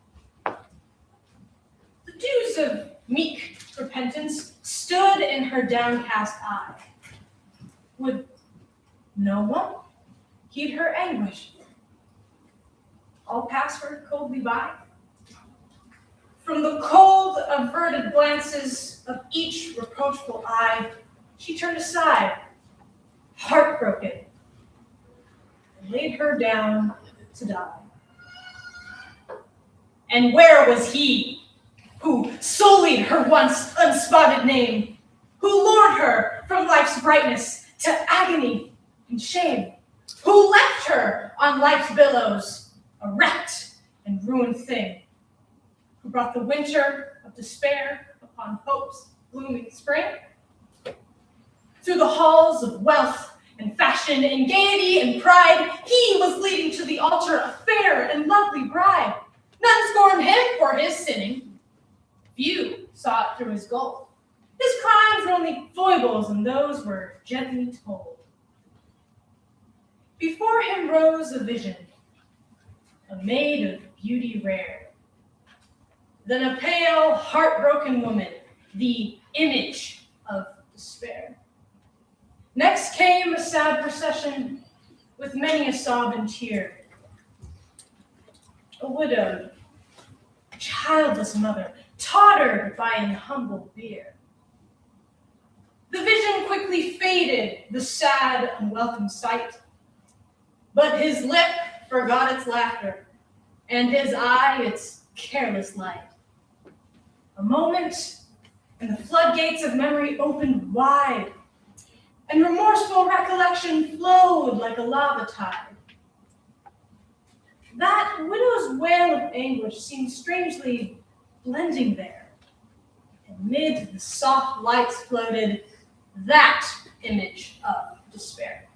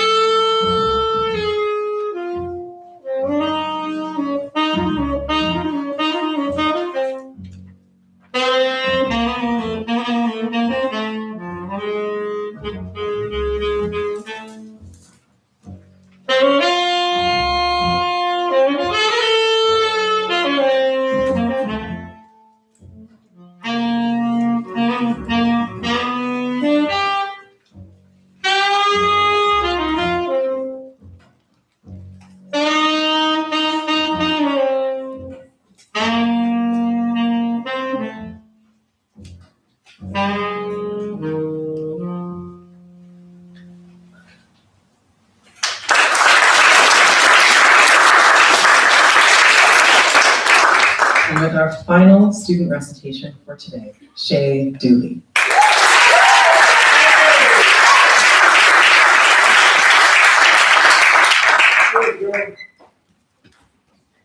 To a Young Dancing Girl by Elsa Giplow. Golden-eyed girl, do you see what I see? Do you see behind the veil that life laughs through?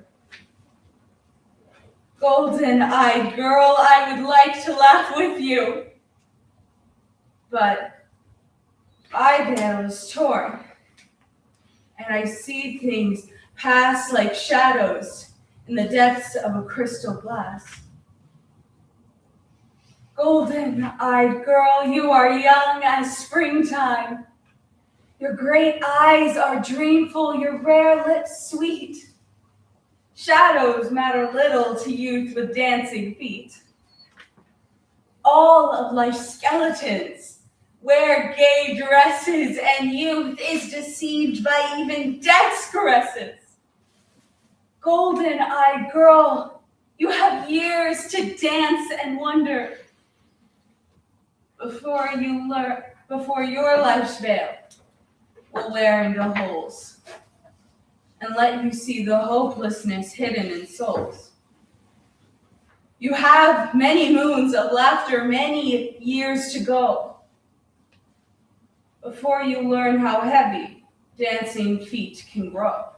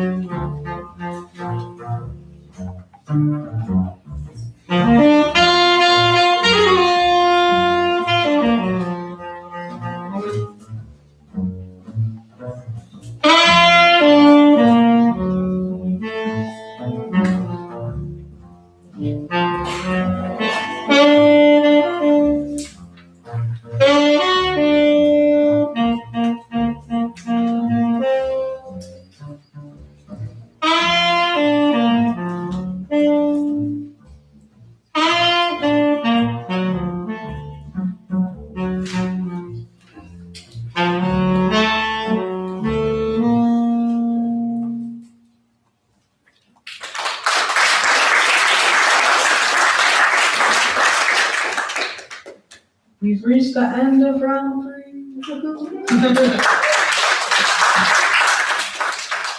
Once again, ArtsWA staff will be checking, double checking, triple checking all the numbers, and will soon be ready to announce the 2026 Washington State Poetry Out Loud State Champion.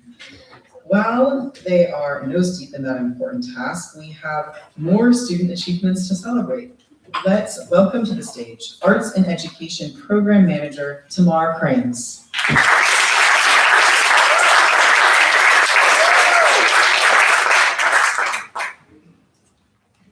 Hi everyone, and thank you, Asha. You're killing it. It's excellent to be here. I'm so honored to be here every year.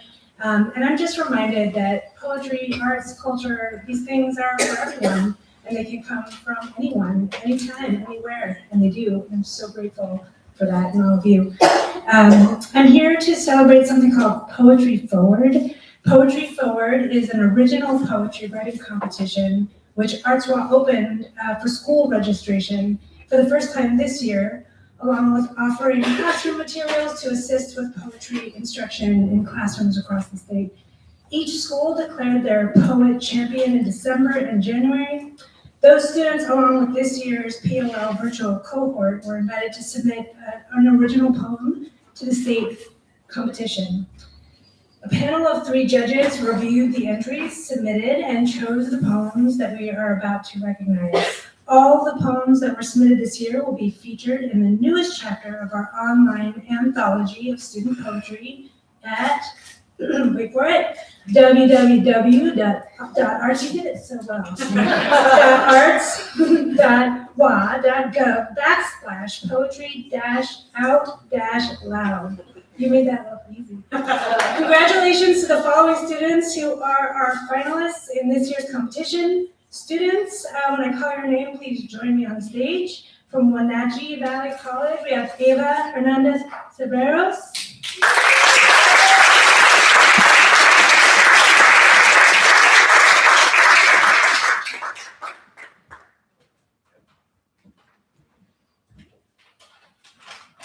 From Stadium High School in Tacoma, Eric Luna Soto.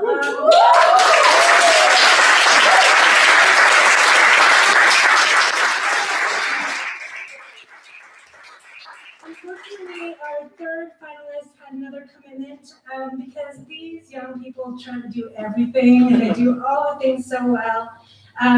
They couldn't be with us today, but we honor their achievement and we'll applaud them anyway. From Olympia High School, Rishi Gangula.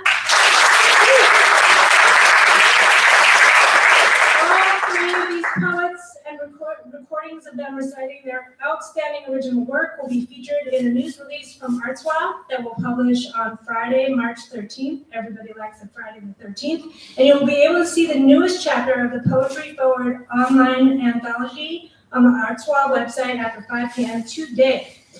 You can pick up a printed copy of the winning poems at the ArtsWA information table after today's program. And now, receiving an honorable mention for their poem Ode to Olympia is Rishi Gangula of Olympia High School.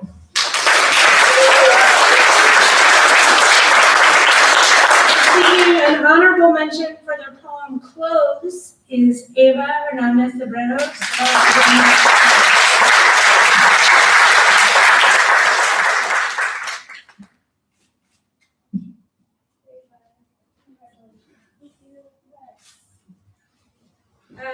Which means our first place poem of 2026 was written by Eric Luna Soto of Stadium High School, Between Two Shadows.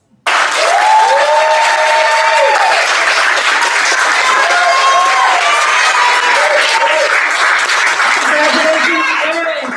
And let's listen to Between Two Shadows as read by the poet. Between Two Shadows by Eric Luna Soto. I walk in light that hides my roots, skin like a veil, soft and mute. They see no story in my face, no echoes of another place. Spanish whispers in my mother's tone, a language carved of skin and bone. Yet when I speak, the words feel shy, like birds that never learned to fly. I am the bridge they cannot see, a border stitched inside of me.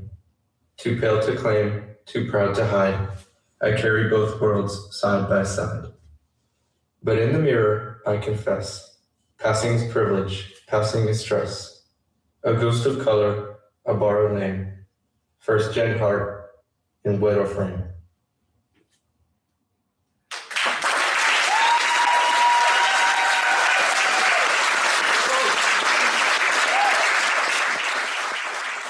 Thank you, young people, for writing poetry. There's hope. Our thanks to all the youth voices who participated in Poetry Forward this year. We hear you. You inspire us. Keep going. And one more round of applause for this year's Poetry Forward winners.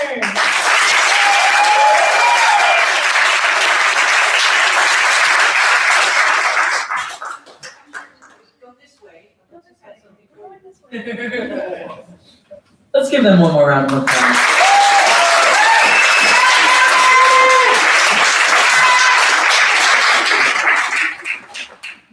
Thank you so much, Tamar, and congratulations to all these amazing student poets today. Let's take a moment to stand. Please, if you're able. Let's stretch. It's been a long day. Look around you. Greet your neighbor.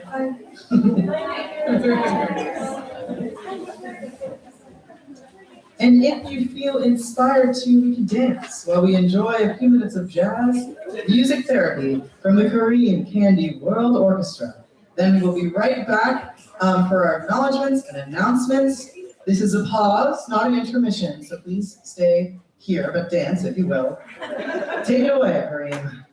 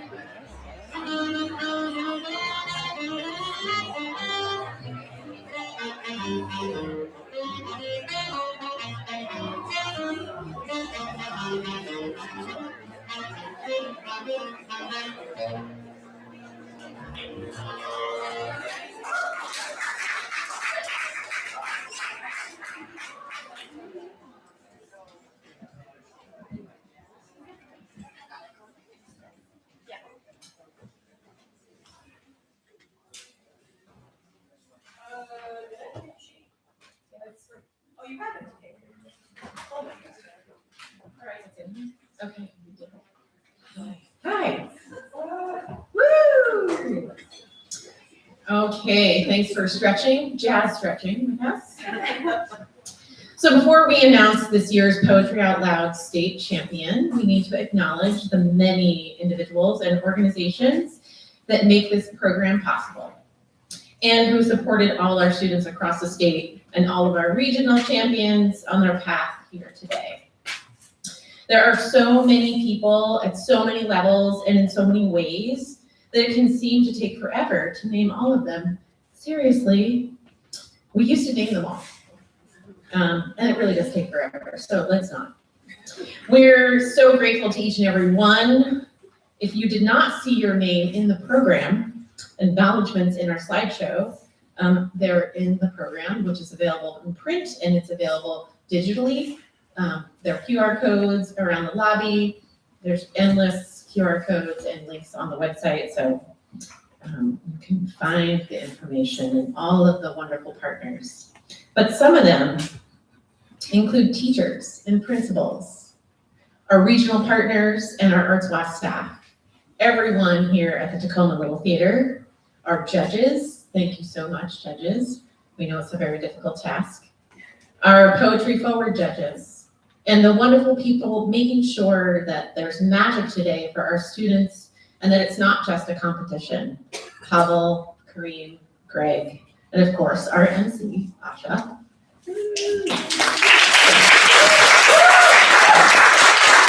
And truly, we want to thank family and friends. Whether you're here in Tacoma or if you're watching online, thank you for supporting and sharing this moment with these outstanding students and supporting them in every way that you do. One big round of applause for all.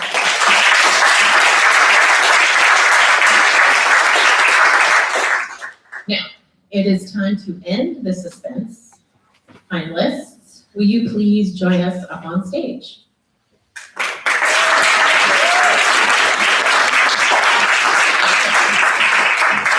Shall we do this together? I think we should.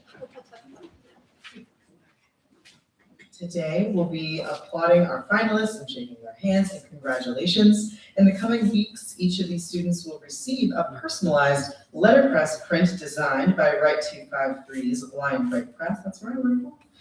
And of course, today's champion will be representing Washington State at the National Poetry Out Loud Final in Washington, D.C. The other one. Are we ready? Yeah. Okay, let's go. Honorable mention goes to Shay Dooley.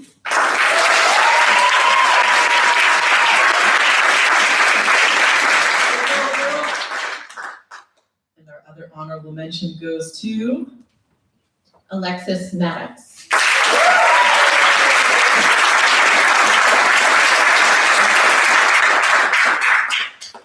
the runner-up is Sidra Marshall.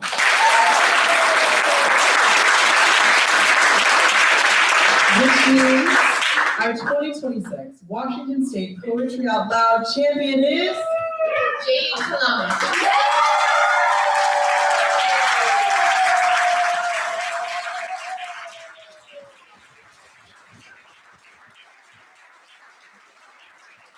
Congratulations, Jude.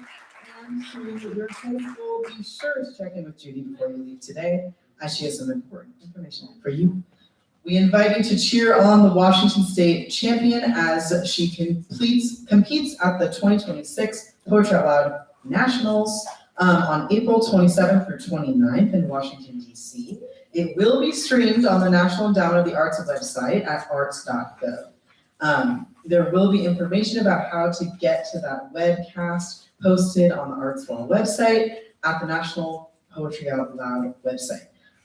Before we say goodbye tonight, we'd like to invite all of our students to come and sit on the stage for a Q&A.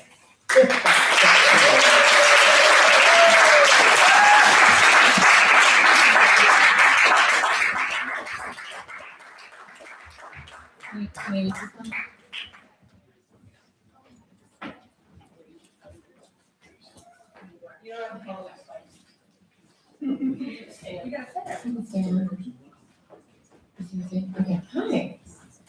All right, informal. Shake out your knees. Shake out your hands.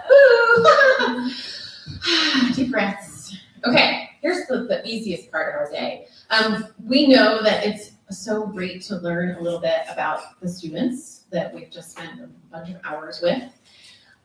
So what I would love for you to do is say your first name, and then what grade you're in. We'll leave it there, and then I'll meet you on the end. Name grade. Okay. I'm Sidra. I'm a junior. I'm Jade. I'm a freshman. I'm Alexis. I'm a senior. I'm Shea. I'm a junior. I'm Ozias. I'm a senior going to Northwest University next year. I'm Jay. I'm a junior. I'm Vanessa. I'm a senior. I'm Ava. I'm a senior.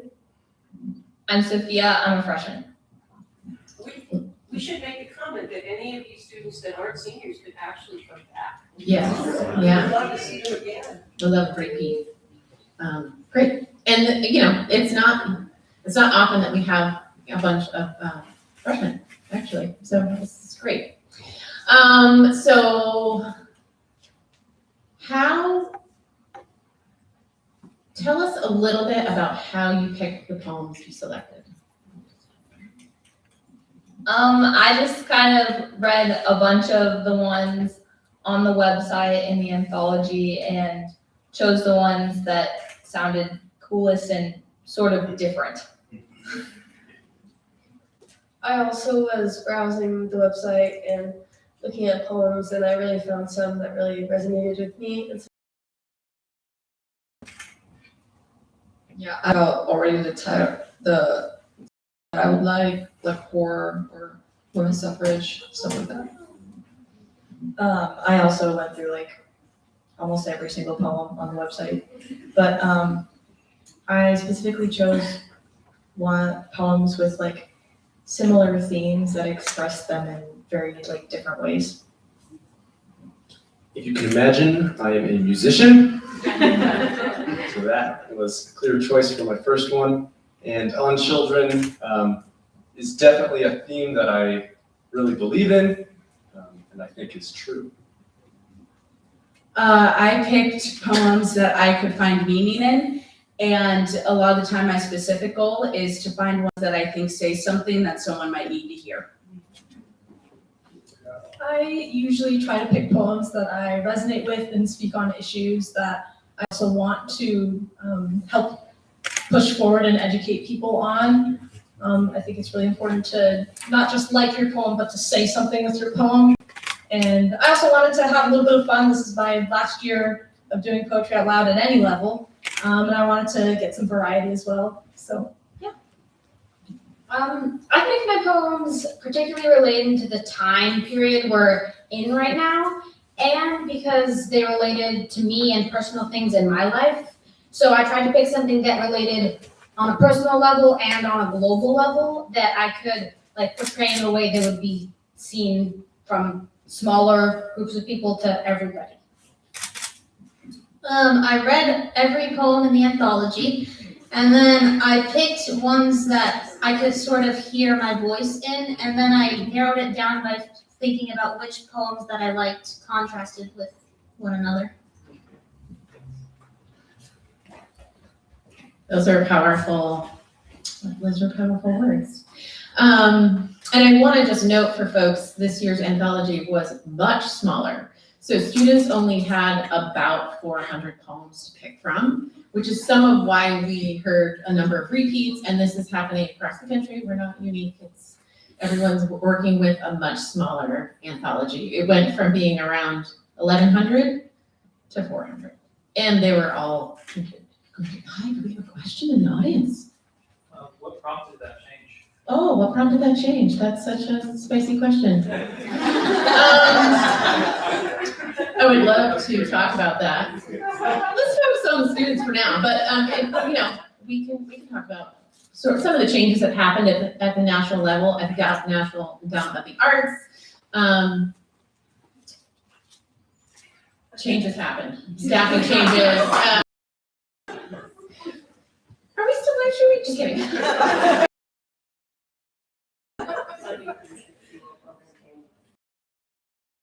Right, the funding for Poetry Out Loud focused on the America to $50, and so that's why it shifted its focus within the anthology. It still was able to elevate some very interesting poets, and there's still some nuggets in there, for sure. But let's chat after. Okay, all right, kids, hi, you're still here. Let's see. My other question for each of you is, what other things do you do that's not poetry, or maybe it is poetry, that you want to share with the audience? Other activities, other whatever. I do theater. I am in choir. I write poetry and I do writing. And I think that I also do visual art, and I think that covers it. I feel like I do a lot of things. I'm always doing something. But one of the things I really wanted to mention is I started a nonprofit called Kids Art for Climate Justice, focused around helping kids connect and be aware about the earth with art and poetry, and plant trees. And so any of you out here or here, if you want, you can search it up and add your own poetry to the website. Let's see. I do a lot. I'm a competitive tennis player. I represent my high school in the spring, and I'm a independent player for USTA through the summer. I'm also part of the Mead yearbook, so shout out to Sarah. I'm a proud reporter for them. They're great. If you want to look at her book or any of our stuff, just check us out. It's great. We'll plug there. I'm also part of Mead Serves, which is a volunteer program where every month students will meet up and, either get gift bags for the homeless or write cards to veterans or people in senior homes, just really trying to get connected with the community. And I'm also a participant in my school's diversity art contest. That is a district-wide contest that I've been participating in for, about 7 years now. So yeah, that was great. And that's pretty much it for me. I was an actor and technician in theater, and I do choir. I enjoy writing on my off time, which I don't have a lot of. Something I really enjoy is leading songs and music for my church's youth group, my church's children's program on Tuesdays, and this summer, a Christian summer kids camp, just leading music on the guitar and singing fun songs. I do a lot of art stuff, visual art and writing of all kinds. Sometimes I play guitar, not very well. I'm also in choir, actually jazz choir this year, which has been cool. Yeah, that's about it. I'm a thrower for track and field. My main event is discus. I've also played volleyball and basketball one time.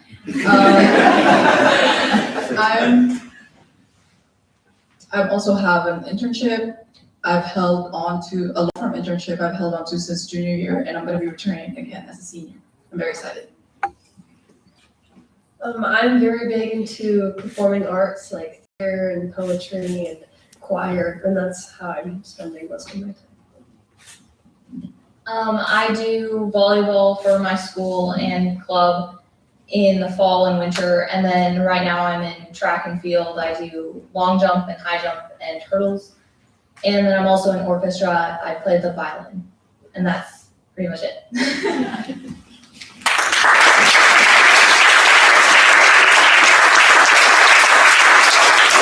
Incredible, dynamic humans. What a gift to be in a room with you guys. One final question, just for fun. What is your superpower? Oh, you told us to think about this at the beginning, and I have not.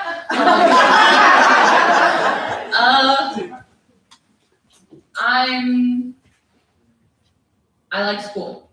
I also did not think about this.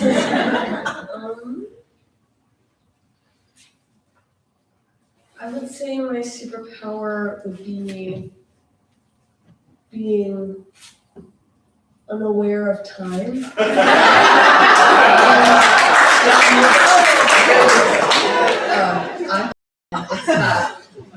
I could make my ear like go up. I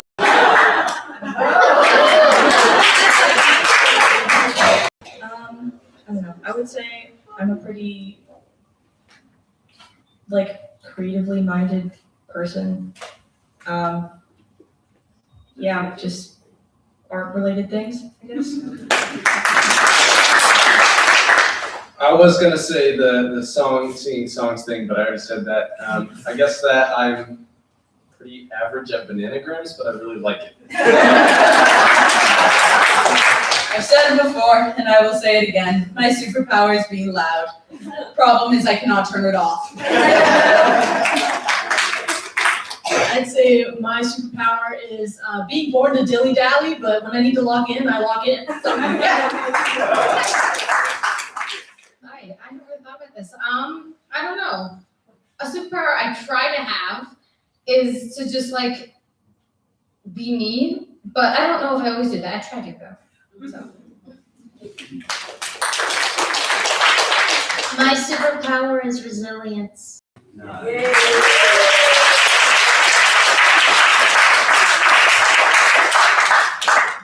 All right. I want to keep asking questions, but we're gonna call it. We're gonna call it a day. I'm gonna hand the mic back to Asha. I think everyone can stay. All right. Let's give it up one more time.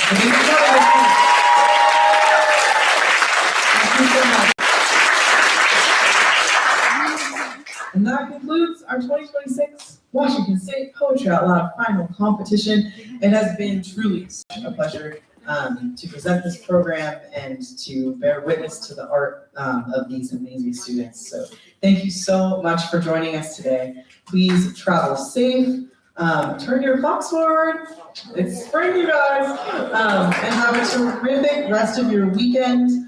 Read some poetry. If you need a recommendation for somewhere to go in Tacoma, I love the city. I lived here for 8 years. I have plenty of good recommendations. Please find me in the lobby. Good night, everyone, and thank you so much.